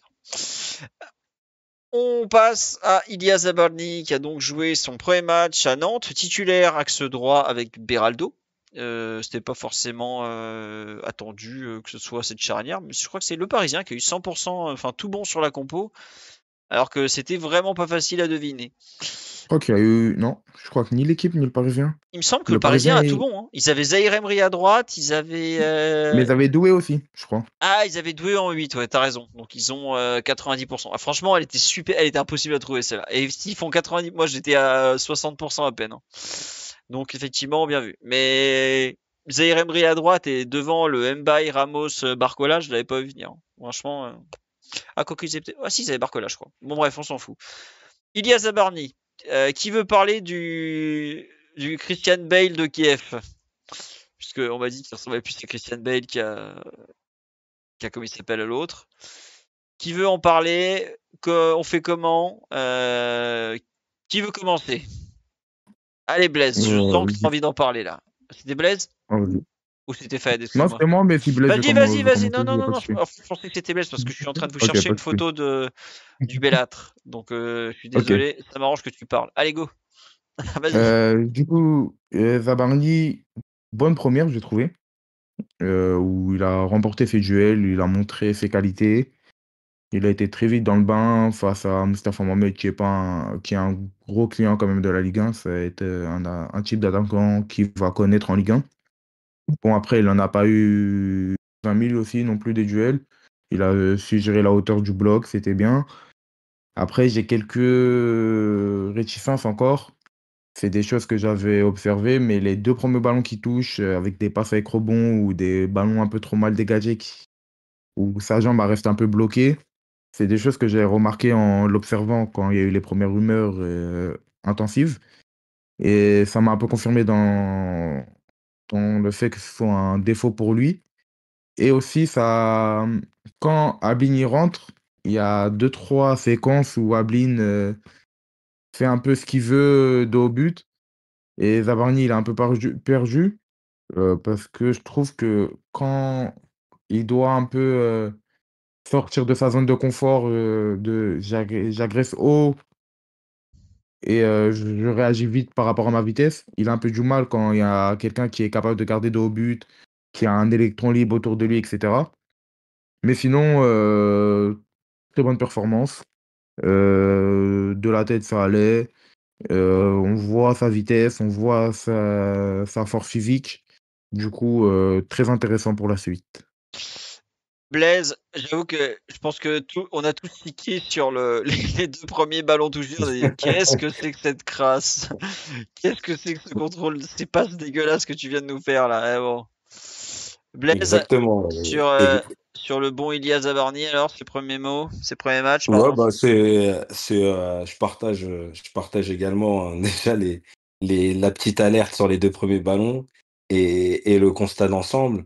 Après, je dois reconnaître que j'ai l'impression, en tous les cas, qu'il y a, je sais pas si ça vient de lui ou de ses coéquipiers, mais pour le moment, et notamment en première période, hein, bon, enfin, pour le moment, je retire cette formulation puisqu'il n'a joué qu'un match, mais sur la première période notamment, ça donnait l'illusion que si on pouvait, le sauter dans les relais, c'était pas plus mal. Après, je dois reconnaître ou en tout cas, je pense que c'est souvent comme ça même, du plus petit niveau au plus grand.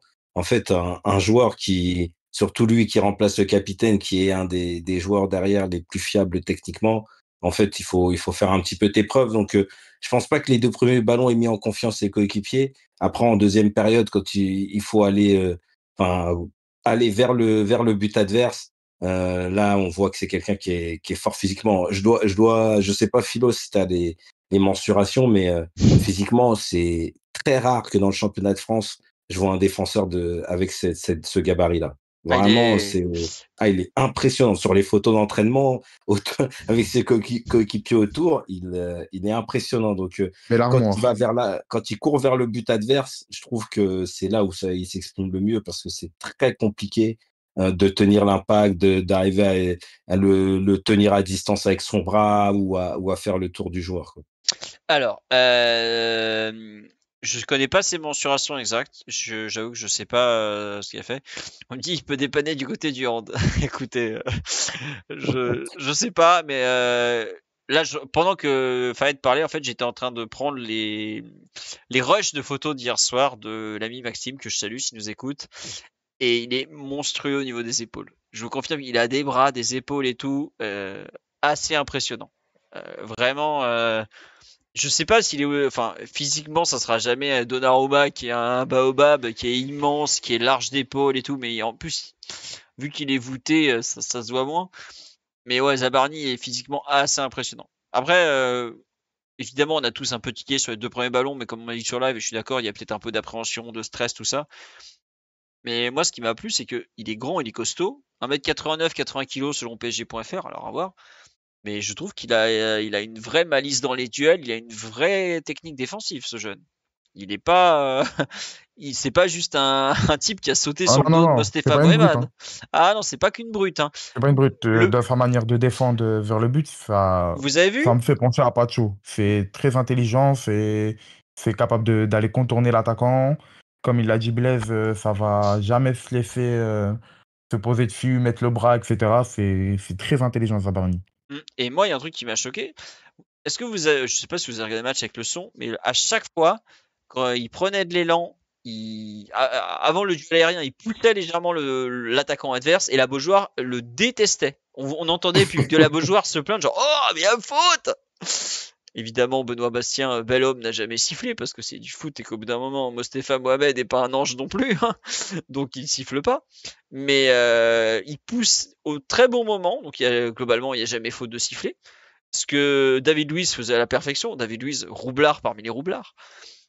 Et il y a des moments où il va pas imposer son physique, il va plutôt glisser son pied entre par exemple, l'attaquant adverse est de dos, donc ils sont l'un derrière l'autre. Et je crois que c'est sur Ablin qui fait ça, il glisse son pied entre le ballon et l'adversaire avec une belle dextérité, une belle souplesse. Ah, quand même. Pour un mec de 1m90, 80 kg, une armoire normande, c'est pas mal quand même. C'est pas tout le monde qui sait faire ça. Et donc, ouais, non, j'ai bien aimé, ouais. L'action, on me dit sur live, l'action où il pousse le petit jeune Nantais, j'étais impressionné. Ouais, non, non, vraiment, on me dit il est pas trop similaire à Pacho niveau complémentarité. Ça, c'est un thème pour Fayed, je crois. C'est pas toi qui as fait une sortie sur Twitter il y a 2 semaines où j'ai applaudi à deux mains en disant, mais attendez, aujourd'hui, les défenseurs centraux, on leur demande de faire tellement de trucs, la complémentarité. Euh, non, c'est pas moi, mais je partage l'avis du tweet. C'était peut-être Dans, Victor alors. Ou avant Moi, c'est Non, je crois que c'était possible. Skyme sur Non, Skype Conf. c'était sur le lundi dernier, c'était sur le chat, mais Ah, c'est tu nous as pas possible. révélé, tu nous Ah, as pas c'était révélé la Enki. personne. C'était Enki. C'était Théo, on l'embrasse. Ah bah, si C'était c'est voilà, Théo, c'était alors il a ça. raison. Si c'est C'était Théo, je suis d'accord avec lui. si t'es Enki, ce bon vieux. Ah bah là, on vient de cramer son vrai prénom en plus. Attention à Merde. toi, mon Enki. Non, mais il disait, ouais, aujourd'hui, la question de la complémentarité, on demande tellement de tout savoir-faire aux joueurs et aux défenseurs centraux encore Surtout, plus. ouais, surtout aux défenseurs centraux, la seule chose qui peut inquiéter vraiment, c'est le fait qu'il n'y a pas vraiment de fiabilité technique entre les deux, dans le sens où je les vois pas être des relais très fiables comme peut l'être Marquinhos ou Ouais. Beraldo, Mm. mais dans ce qu'on appelle être défenseur, ils savent tout faire les deux. Du coup, ça va être très complémentaire. Et les petits défauts qu'ils ont les uns les autres. Patio qui va être un peu les duels aériens, mais encore, il nous a prouvé l'an dernier que c'était pas un si gros souci que ça. Et Zaberny, comme j'ai dit, le sens où il a un peu du mal à anticiper l'électron libre, plus le genre de haut but, etc. C'est des trucs qui se compensent. Mm. Tellement les deux sont vraiment modernes et très complets au final. Ouais, non, moi, honnêtement, au départ, j'étais un peu inquiet sur cette histoire de complémentarité. Et puis après, je regarde tout ce que fait Pacho, je regarde tout ce que fait Zabarni. Et tu dis, bah ouais, et par exemple, on reproche à Beraldo d'avoir des lacunes dans tel ou tel domaine. Bah peut-être qu'il est très complémentaire de Zabarni, mais c'est justement à cause de ces lacunes qu'il peut pas être titulaire en fait. Donc aujourd'hui, est-ce que la qualité individuelle passe pas au-dessus de la complémentarité pour les défenseurs centraux, quoi?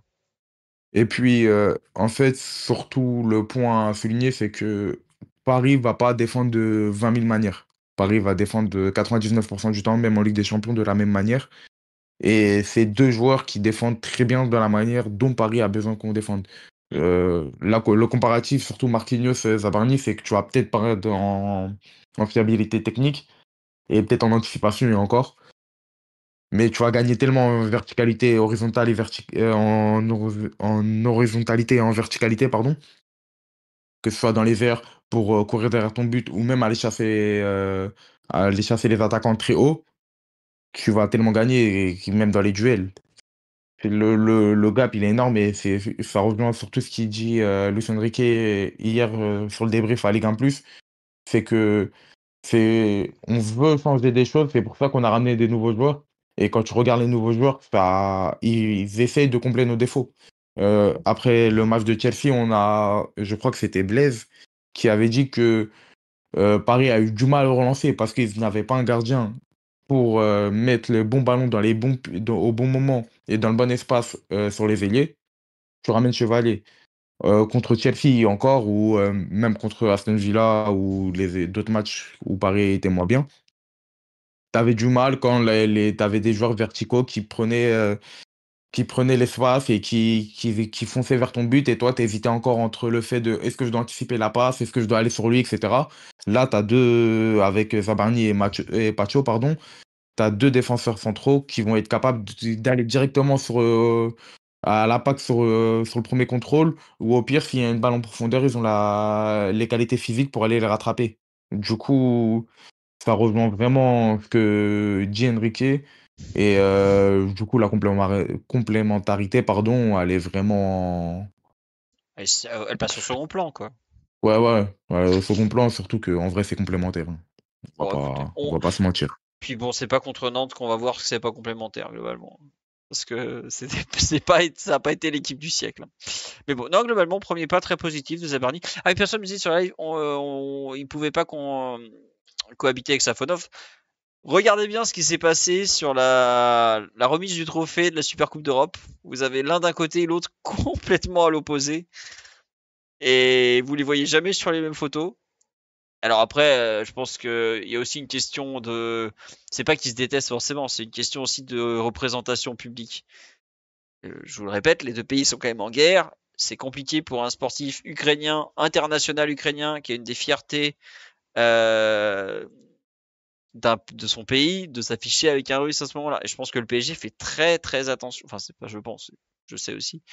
Le PSG fait très attention à ça, par exemple, parce que pour eux, ce que ça implique personnellement, tout ça, Voilà. Après, le Parisien dit que c'était côte à côte dans l'avion, peut-être, mais bizarrement, c'était pas sur les photos. Il y a ce qui est sortable et ce qui est pas sortable. Et je pense que lui fait très attention à pas se retrouver là-dedans. C'est peut-être aussi compliqué euh, publiquement pour lui d'être à côté Personnellement, du Russe, quoi. Après, qu'il soit pote ou pas pote, c'est des joueurs de haut niveau, mais pour lui, c'est compliqué honnêtement d'être dans cette situation-là. Oui, Blaise? ouais, non, mais ce que tu as dit, ce que je voulais dire, c'est que dans ce genre de cas, bien évidemment, c'est des sportifs professionnels, peut-être, ils n'en discuteront jamais et quoi qu'il en soit, ils sont là pour faire leur métier. Mais en fait, dans ce genre de conflit, parce que là, on est vraiment sur le Ah, plus conflit. gros, je pense, conflit, voilà, je pense qu'il peut pas y avoir pire. C'est en fait, des gens qui ont des familles et en fait, c'est plus, en fait, autour que ça peut générer des choses. Mm. Donc j'aimerais, si jamais c'était le cas, pour les joueurs, hein, pour leur tranquillité, au pays et autres, si jamais c'est vrai que, bah, le Parisien, par exemple, ou l'équipe ou autre ne les brute pas trop parce que je pense pas que ça fasse du bien aux 2 hommes et surtout, je pense, côté Zabarni. Ukrainien. Ouais. On va dire que bah, il y a eu un bon article de l'équipe dessus sur le fait que bah, côté russe ça les gênait pas, mais côté ukrainien c'est un peu plus gênant quand même. Mais bon, en tout cas pour l'instant sur le terrain il répond très bien et ils se sont pas retrouvés au même moment ensemble avec Safonov sur le terrain. D'ailleurs, est-ce que Safonov sera toujours à la fin du mercato? Bon, lui il a l'air décidé à rester, mais on verra. Bon, Renato Marin il a joué avec l'équipe espoir contre Rennes, il a arrêté un penalty. Il y a des images, d'ailleurs, il y a une compile qui a tourné sur TikTok. Alors, on me l'a signalé, hein, je traîne pas trop sur TikTok. Mais où on voit qu'il a On fait met quand même. sur X, hein. Ouais, Si c'est la même, mais je l'ai vu sur X, moi. voilà, moi c'est là que j'ai vu, mais ça venait d'un compte Oui. TikTok, voilà, au départ. Ouais, ouais, c'est ça, c'est des enfants qui viennent au campus et qui font des petits résumés. Bon, Ils sont merci à utiles. eux. Merci, Ouais. merci à la jeunesse TikTokienne qui travaille sur le Paris Saint-Germain. Merci à vous. Idem, merci de nous faire les vidéos de l'arrivée à la reprise, d'aller à Poissy, vous faire chier toute Ouais. la Ils matinée sont en filmant. hilarants. Ils Non, sont hilarants. Bah, non, mais on a vu qu'il y avait sûrement eu des primes parce que Mayulu et autres ont des belles voitures, hein. exactement. J'ai même découvert des marques de voitures en regardant. J'étais, ah ouais, c'est quoi ça? J'ai cherché. Ah ouais, ça a l'air bien, hein. Enfin bref. On a fait le tour sur les deux recrues. On attend d'en voir plus, notamment contre Angers. Est-ce qu'on aura le retour de Marquinhos Pacho? Est-ce qu'on aura la première de la paire Pacho Zabarni? Non, il n'y a pas de Toyota Yaris au campus. Je suis désolé. Ou alors éventuellement il dépose un type qui avait pas été souhaité, mais c'est pas trop le genre de véhicule. Pas assez cher, mon fils, comme le disait une pub Renault il y a fort longtemps. On est plus dans ce délire-là. Le prix de la Yaris, c'est le vélo de Luis Enrique. C'est à peu près ça. C'est à peu près ça. Et formidable cycliste Luis Enrique, mais bon. Les voitures de footballeurs sont pas tout à fait de la même gamme. Pas de Laguna diesel, non. Ça c'est sûr. On nous dit Fabien Ruiz, le roi en smart. Ah non, je crois qu'il a changé lui aussi, Blaise, me semble-t-il. Me semble-t-il. Fabian est un. Je te confirme, il s'est fait un peu taquiner, je pense, dans le vestiaire. Voilà. Donc, depuis qu'il a eu son permis, il s'est fait la main sur la, la Smart et après il est passé à une plus grosse cylindrée. Bref. Et Oui, vas-y, pardon. non, non, non, non, non, je te laisse poursuivre sur la partie peut-être qui intéresse Non. aussi. On nous demande, il n'y a toujours pas de sponsor autodeur. Non, non, ça faisait partie des objectifs de la tournée américaine, trouver un sponsor pneumatique, auto, voiture, tout ça, et non. Un mot sur le maillot horrible, le nouveau. Eh ben écoutez, nous on a apprécié, et ça a été le point liquette du début de podcast, donc il fallait arriver à l'heure. Il est Et... fait pour les sportifs. c'est terrible ça. Oh là là. Donc là, ça veut dire que Blaise, il met son plus beau maillot rouge pour aller au Basic Fit du coin. Il fait sa petite CrossFit, sœur, mais c'est presque pareil. si tu veux. Allez, on va parler vite fait de Mercato. On va faire quoi de Renato? Bah, je sais pas, on a testé Benfica, même eux nous l'ont renvoyé, donc on va voir ce qu'on peut en faire. Non, la fin de Mercato. On a, pour ceux qui n'ont pas suivi, ça a l'air de se décanter enfin un petit peu entre, comment il s'appelle? Randal Colomwani, le PSG et la Juve. Bon, le PSG qui accepte visiblement, enfin qui s'ouvre à l'idée d'un prêt avec un prêt payant plus une option d'achat qui deviendra obligatoire sous condition. Vous trouvez ça logique, normal, tant mieux, faut que ça finisse. Quel est le pouls du colomonisme, messieurs? Ah là, ça se bat pas, hein. Je peux vous dire qu'il y a plus de monde pour parler Zabarni. Oui, Blaise, Non, vas-y. mais je venais de parler, donc je pensais que Fayed allait parler. Non, moi, genre, en quelques mots, je suis très satisfait si ça se négocie avec ce type d'accord, parce qu'il faut être honnête, à partir du moment où il se dirigeait vers la Juventus, je voyais pas le club italien mettre une somme dès cette saison pour arriver à nous satisfaire. Et donc, le fait d'avoir deux prêts payants, puis donc la possibilité de l'acheter avec une obligation d'achat ou en tout cas des options qui tomberaient assez facilement. Je trouve que c'est la meilleure des choses. On libère un joueur qui sait qu'il ne pourra pas jouer chez nous, qui a jamais eu un mot désobligeant, que ce soit envers le club ou même envers l'entraîneur qu'il a un peu carré. Donc, je pense que c'est bien pour lui, sa carrière, l'équipe de France et puis pour le Paris Saint-Germain qui va récupérer, j'ai plus en tête exactement, mais une certaine, enfin, place dans la masse salariale avec Ah son oui, oui. départ. Ouais, moi, on me dit sur la live, ils nous ont eu à l'usure. Non, mais c'est bon. Putain, allez. L'important, c'est qu'il parte. Il doit y aller. Il est pas heureux à Paris.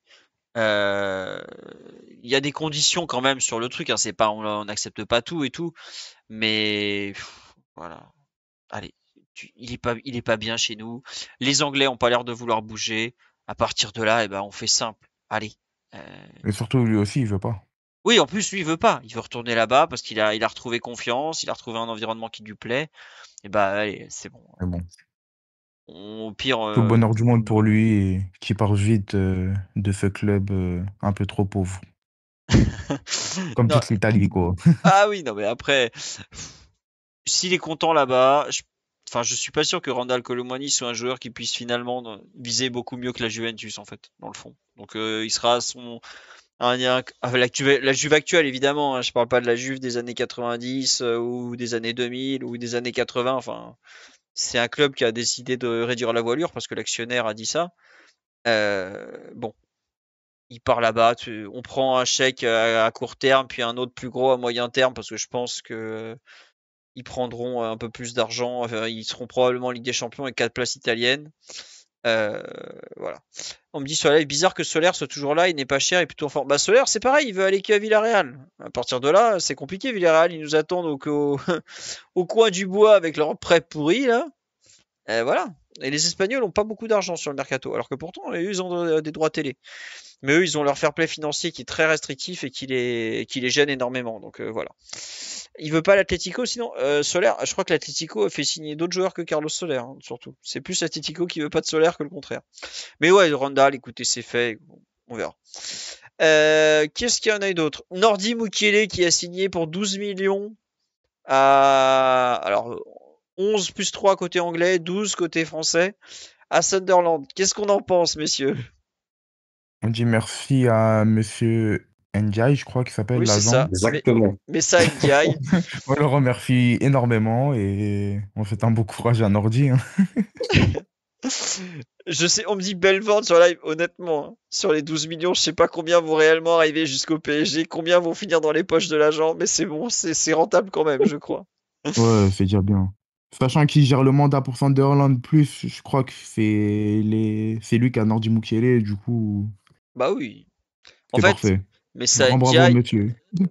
j'allais dire, t'allais dire grand banditisme, mais c'en est pas Non, loin. oh, c'est les règles du jeu, hein. Ah oui, puis bon, après, les mecs de Sunderland, ils ont qu'à se renseigner un peu sur qui fait quoi chez eux. C'est Donc, le fils Dreyfus, je crois. oui, c'est Ouais, Kylian, comment il s'appelle je bon, crois que c'est Kirill Kylian. Kirill Dreyfus, Ouais, voilà, Kirill Louis ouais. Dreyfus. Bon, voilà, son père était déjà un maxi pigeon dans le football. C'est le fils en lignée directe. Qu'est-ce que vous voulez que je vous dise, moi?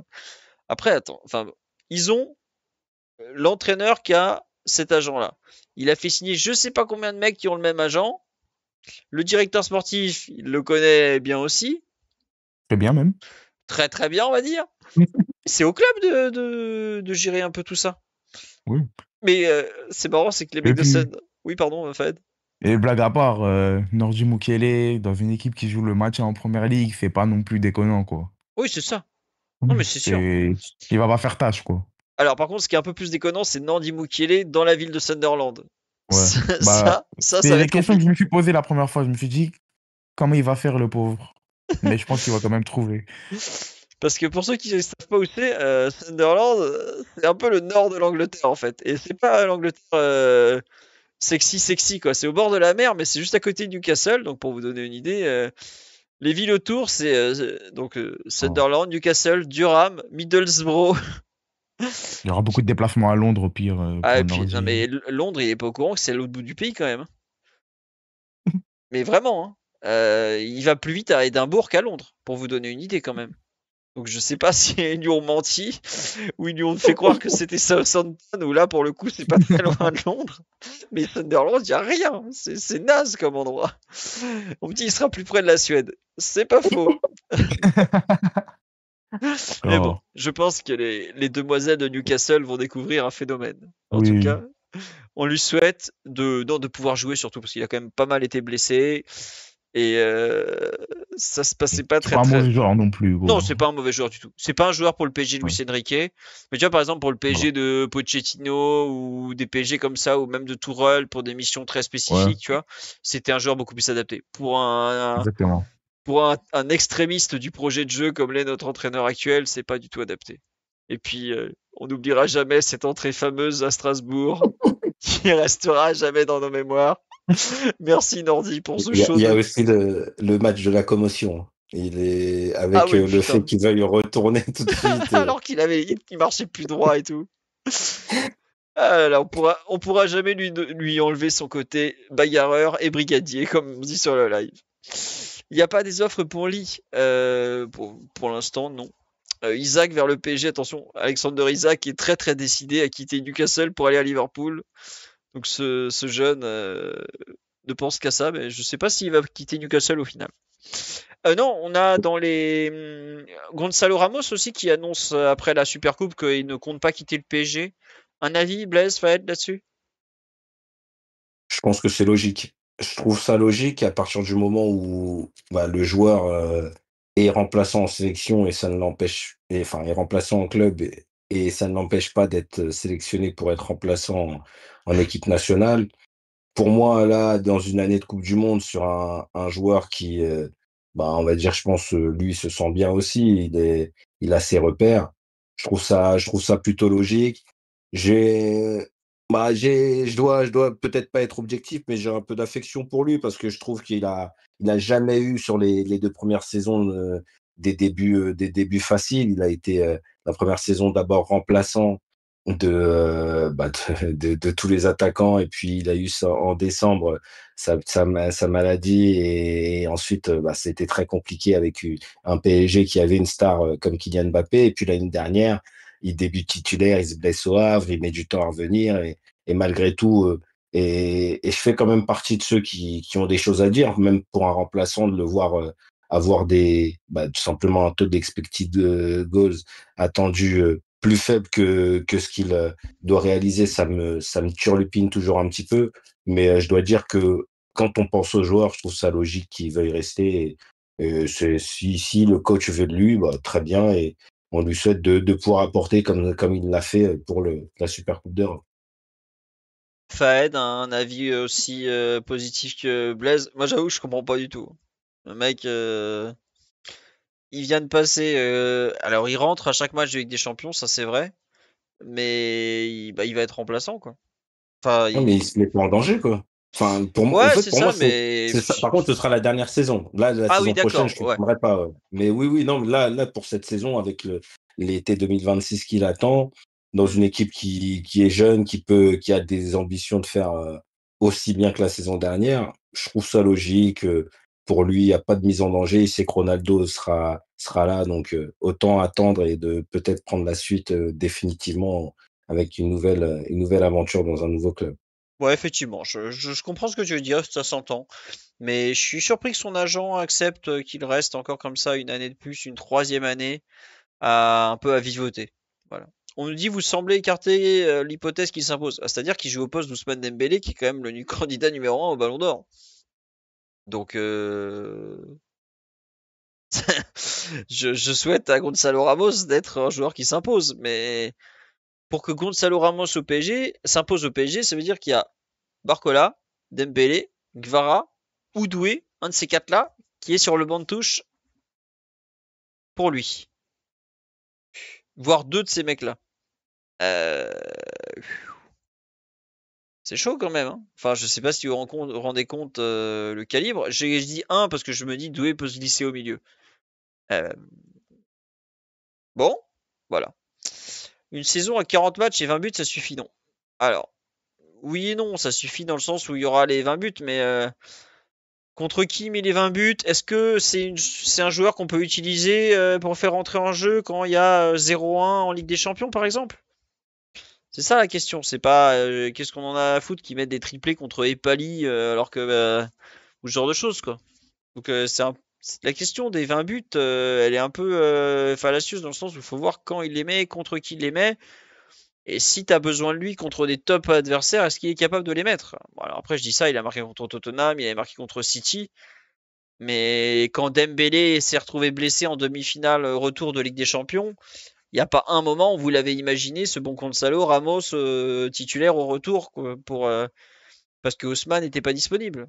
On a vu bah d'ailleurs, Luis Enrique, je sais même pas s'il joue la demi-finale retour. Je crois qu'il joue quelques minutes. Bon, à voir. Mais c'est vrai qu'au moins il a marqué des points en mettant ce joli but contre Tottenham. Et s'il devait y avoir du mouvement de fin de mercato, ce genre de but rappelle aussi quel type d'attaquant il est. Ça reste quand même un bon avançant. On parle d'intégrer le 11 des champions d'Europe, même des super champions d'Europe. Donc c'est normal que tous les joueurs ne puissent pas. Voilà. Et c'est vrai que c'est dur de trouver un mec qui, avec ce profil, qui se plaint pas d'être sur le banc et qui fait pas de vagues. Ça, c'est très très vrai. Et il a failli marquer un bête de but hier. Je suis un peu deg que Lopez l'ait dégagé sur la barre. Sur le mercato, toujours Blaise ou Fayette. Tiens, est-ce que ça vous étonne que le PSG ne bouge pas plus que ça, à savoir un gardien titulaire et un défenseur central de plus? Euh, Pas vraiment. Ça me choque pas vraiment parce que en fait, t'as pas vraiment de certitude sur le marché sur les profils que tu recherches. Et là, je fais mention à Magnus Akliouche, par exemple, où on cherche quelqu'un qui joue à droite gaucher.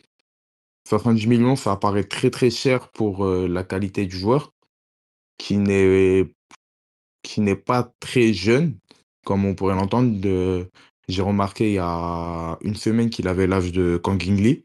Oui, il a 24 ans à Cléouche. Ouais. Et il y a pas une grande. Et quand tu regardes les deux joueurs et l'impact que peut avoir Kang Lee sans forcément avoir la pression qu'aurait Akliouche, je peux comprendre Luis Campos et Luis Enrique qui hésitent un peu à se dire on laisse encore une saison à Kang Lee, au pire ça fera des minutes à Mayulu, ça fera des minutes à Mbaye ou à un autre jeune qui explose où on attend d'être vraiment sûr de quelqu'un.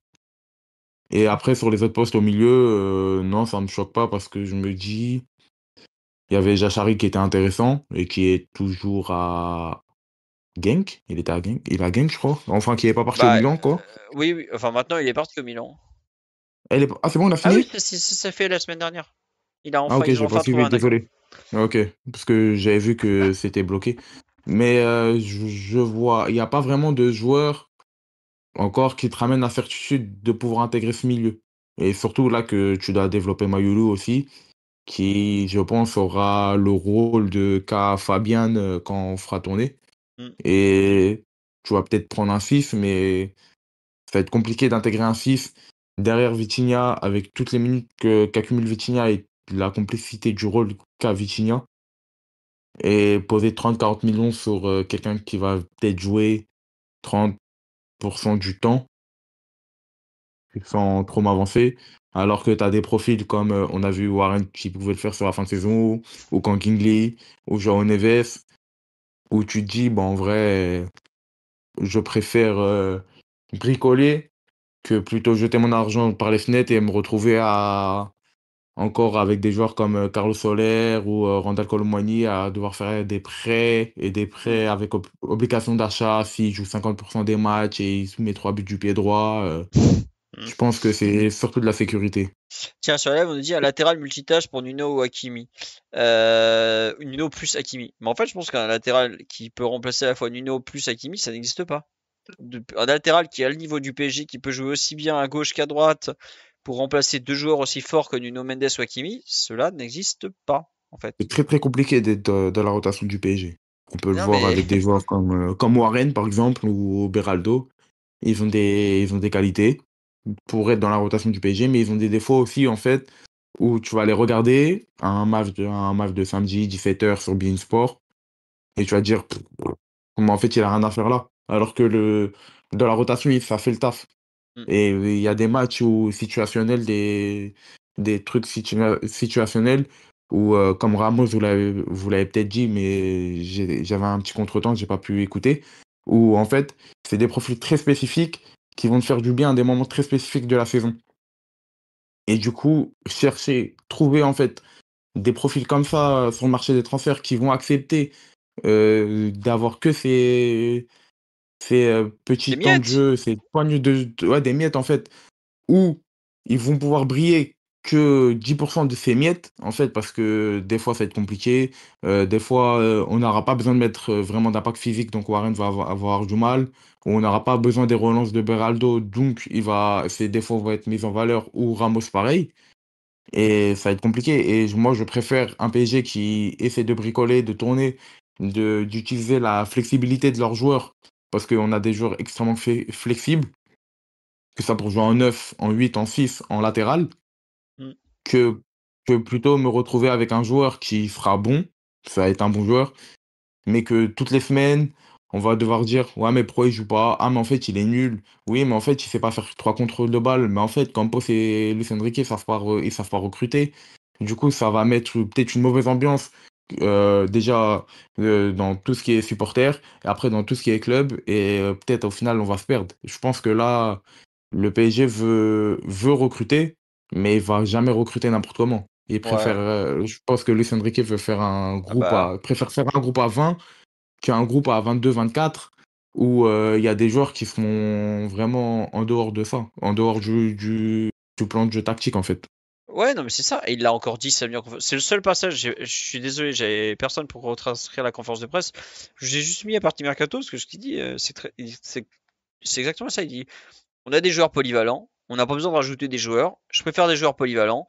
On trouvera toujours des solutions parce qu'ils justement ils sont polyvalents. Et donc on part avec ça. Et même si Hakimi il va partir à la CAN, il risque même d'aller au bout. Et ben c'est pas grave. On va jouer avec Neves, on va jouer avec Warren. Il y aura de la place au milieu pour ceux qui en veulent et tout ça. Et je pense que si on doit faire venir un joueur, ça serait au contraire un joueur avec des qualités très fortes, mais qui est capable de jouer 2, 3, 4 postes, quoi. Cette année, je suis sûr qu'on va jouer avec 5 ou 6 joueurs différents au poste d'arrière droit. Déjà, on a joué 2 matchs, on a déjà vu Hakimi et Warren. Il y a bien un moment, on va voir Neves. Je pense qu'on va revoir Mayulu. Est-ce qu'il osera un Noam Kamara ou peut-être même un Ouais, David Mbaye sur Bowie. ça? Ouais, ou Boli, peut-être on le verra en fin de saison. Est-ce qu'on verra pas, mais à un moment tout à l'heure, une personne sur me disait, ouais, est-ce qu'on verra pas Zabarni, Marquinhos, c'est pas toujours ensemble? Peut-être. Mais voilà, le PSG va utiliser la polyvalence de ses joueurs. Et au contraire, je pense que Luis Enrique les fait progresser de la sorte et les permet de combler les attentes de tous en donnant du temps de jeu quand même à des joueurs comme ça, quoi. On nous dit on a joué une finale Ligue des Champions avec Kehrer en arrière droit et on a battu le Bayern avec Dagba. Tout est possible, oui. Oui, et puis même, il l'a dit lui-même, Luis Enrique. Vous faire venir un joueur au poste d'arrière droit, t'es derrière Hakimi, bon, tu joues pas beaucoup, quoi. Hakimi, c'est quand même le joueur le plus endurant de la planète, ou pas loin. Tu viens faire la doublure derrière ce mec, c'est pas facile à vendre comme projet à quelqu'un, quoi. Donc c'est pas simple, quoi. Est-ce que Enrique va tenter Marquinhos à droite? Attendez, Marquinhos, il a 31 ans, il peut plus cavaler comme ça. Il va gentiment rester dans l'axe, et c'est déjà pas mal. Au niveau des départs, enfin au niveau des arrivées, globalement, il n'y a pas trop de rumeurs. Au niveau des départs, on a un peu Lee, soi-disant, qui devrait rester, mais Lee, je me méfie un peu. Et puis c'est vrai que l'an dernier, Hakimi n'a joué que 24 matchs de Ligue 1. Bah, sur 34, c'est pas si mal, mais on l'a beaucoup fait souffler en fin de saison parce qu'il a joué les JO aussi. Il faut pas oublier qu'il avait les JO dans les pattes, et donc on a volontairement réduit le nombre de matchs. Mais oui, après, c'est très compliqué au PSG de faire signer des joueurs pour un poste en particulier d'un joueur dont t'es pas très sûr du niveau, quoi. Je vais vous citer un exemple très simple. Le Bayern, ils ont fait signer Sacha Boey pour être l'arrière droit remplaçant. Ils l'ont fait signer 35 millions d'euros. Combien de matchs, de bons matchs Sacha Boey a fait? Je pense que ça se compte sur les doigts d'une main. Et il a signé il y a maintenant 1 an et demi, quoi. Donc, c'est en ce sens que c'est très très dur d'être un arrière droit ou un arrière gauche remplaçant dans un top club, parce qu'il te faut pratiquement, on te demande d'être au niveau du titulaire alors que tu es remplaçant, c'est que c'est pas par hasard. Et en plus, il faut que tu aies du rythme, que tu sois pas blessé et tout ça. Donc c'est super super dur. Voilà. Presco dans le sens des départs, ouais, je pense que Kimpembe, ça va se gérer en septembre quand il restera que le Qatar. Et le montant du chèque permettra d'équilibrer les comptes. Mais en tout cas, comment ça s'appelle? Presnel a changé d'agent, il a pris des agents qataris il y a pas longtemps. Enfin, en tout cas, il a intégré une agence qatari. Donc, je pense que si ça ne représente pas un futur transfert là-bas, je sais pas ce que c'est. Voilà. Oui, un Savigno de City, ça serait évidemment un joueur très intéressant, mais City a l'air de fermer la porte à Savigno pour un départ de Savigno cet été. Donc, comme ça, il y a eu 3 sources différentes qui en ont parlé dans les 48 dernières heures, donc ça commence à être compliqué. Voilà. Blaise, Faed, sur le mercato, la fin de mercato, il nous reste 13-14 jours. Est-ce que c'est fini pour vous dans le sens des arrivées, par exemple? Moi, je serais pas surpris que ce soit fini, ouais, mais bon. Ouais, Blaise? Ouais, pareil, Allez, je pensais ouais, qu'il y aurait peut-être encore une arrivée sur le plan offensif.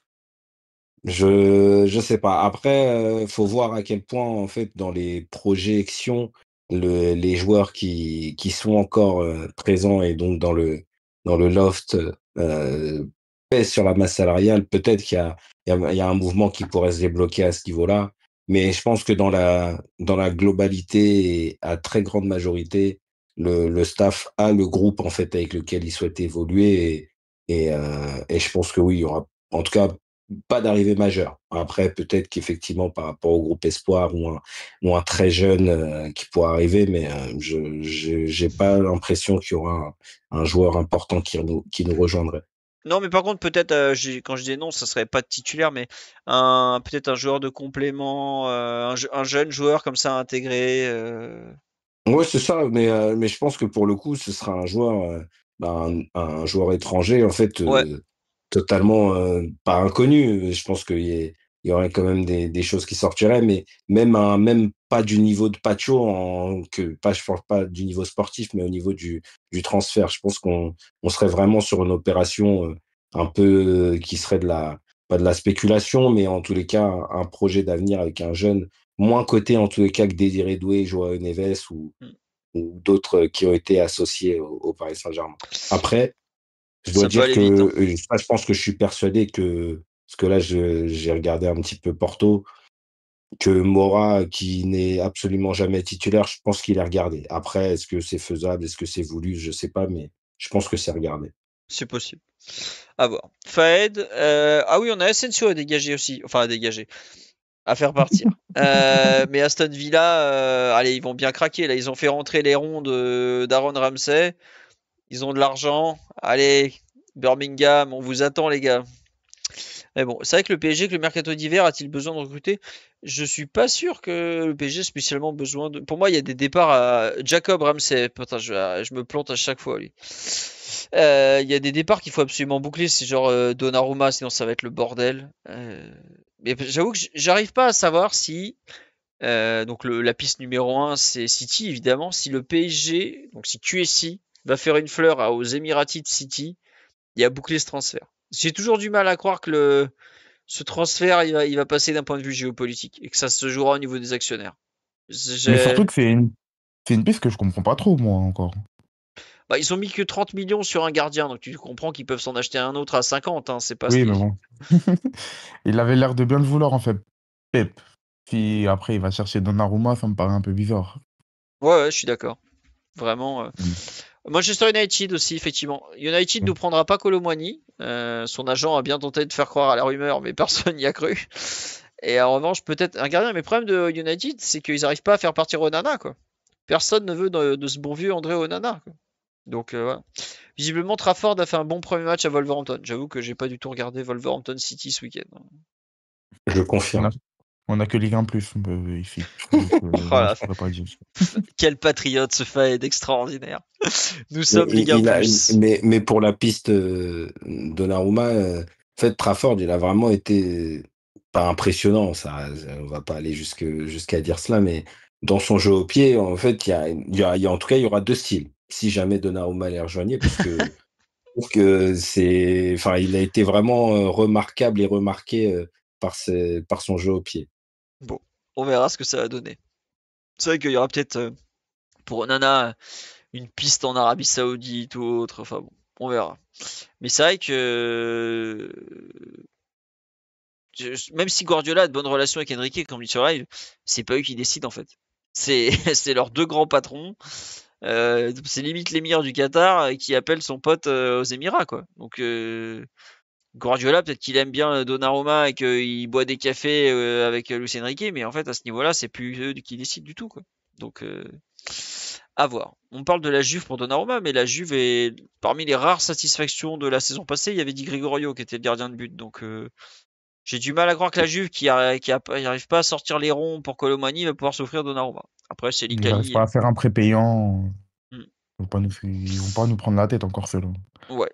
Ouais. Et je trouverais ça fort de café que l'Italie, qui s'est élevée pour le statut du numéro 1, en fait, virait le numéro 2 pour installer le numéro 1 et que le numéro 2 soit en galère.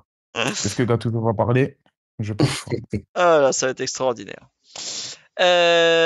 Je voudrais remercier dernier summer, l'ami Bidda 1983, Arnaud Ben et Baxargat, c'était le coup d'avant. On a un peu fait le tour, honnêtement, il se passe pas non plus 1000 trucs en termes de mercato. Je vais pas remplir pour remplir, je suis fatigué. J'ai envie d'aller me coucher, donc je pense qu'on va conclure là-dessus, je suis désolé. Ça va, 1h55 de podcast, c'est pas trop mal quand même. Vous avez de quoi faire. On se retrouve en théorie lundi prochain. Si je suis vraiment trop crevé lundi prochain, on se retrouve mardi soir au Lou Pascalou pour la séance de dédicace de Merci Paris. Donc je vous dis, normalement, j'en parlerai sur le site, sur Twitter, tout ça, il n'y a pas de souci. Ils reviennent quand, Marty et Daryl? Normalement, la semaine prochaine. Puisque Marty m'avait dit qu'il partait 15 jours, je crois. Donc il est en train de finir ses vacances. Et Daryl, normalement, sera là la semaine prochaine, puisque ce soir, il a vu juste un anniversaire. Et puis Fed l'a excellemment bien remplacé et sera encore là à l'avenir, puisque je pense que c'était bien tous les trois, donc on va continuer à avoir à peu près la même équipe. On va avoir un droit à un débrief salé de maths. Marty était très en forme. C'était quand? Pour quel match? Je sais plus, je crois que c'était Tottenham. Mais bon, en tout cas, il va bien, je vous rassure. Sur ce. Et pour les fans de Titi, il recommence à tweeter sur le foot, donc peut-être une apparition cette saison. Ah bah là, il m'a expliqué tout à l'heure qu'il était bien trop occupé pendant ses vacances, qu'il n'avait pas le temps, mais Titi représentait la formidable institution Culture PSG au moment de la soirée de lancement du 3e maillot. Très enthousiaste à l'idée d'aller porter des maillots T90 d'il y a 20 ans, donc j'étais ravi pour lui. Et je crois que je vous ai partagé sur le compte Instagram de Culture PG ce qu'il nous avait envoyé. Et puis j'ai partagé aussi les photos de Maxime à Nantes hier soir. Voilà, j'avoue qu'on n'est pas très présent sur Instagram. On est beaucoup sur Twitter. Le compte Facebook est quand même alimenté aussi autant que le compte Twitter. Mais Instagram, étant donné que c'est une galère pour partager des liens, tout ça, ça nous fatigue. Nous, on est là pour envoyer vers le site vu que tout est sur le site.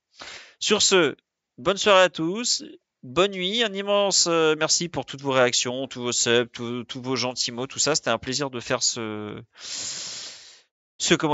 podcast avec vous, avec tout le monde. Et à très vite. Bonne nuit tout le monde. Ciao, ciao. Bonne nuit. Ciao, bonne nuit. Bonne nuit à tous et vive l'open source comme toujours. À très vite.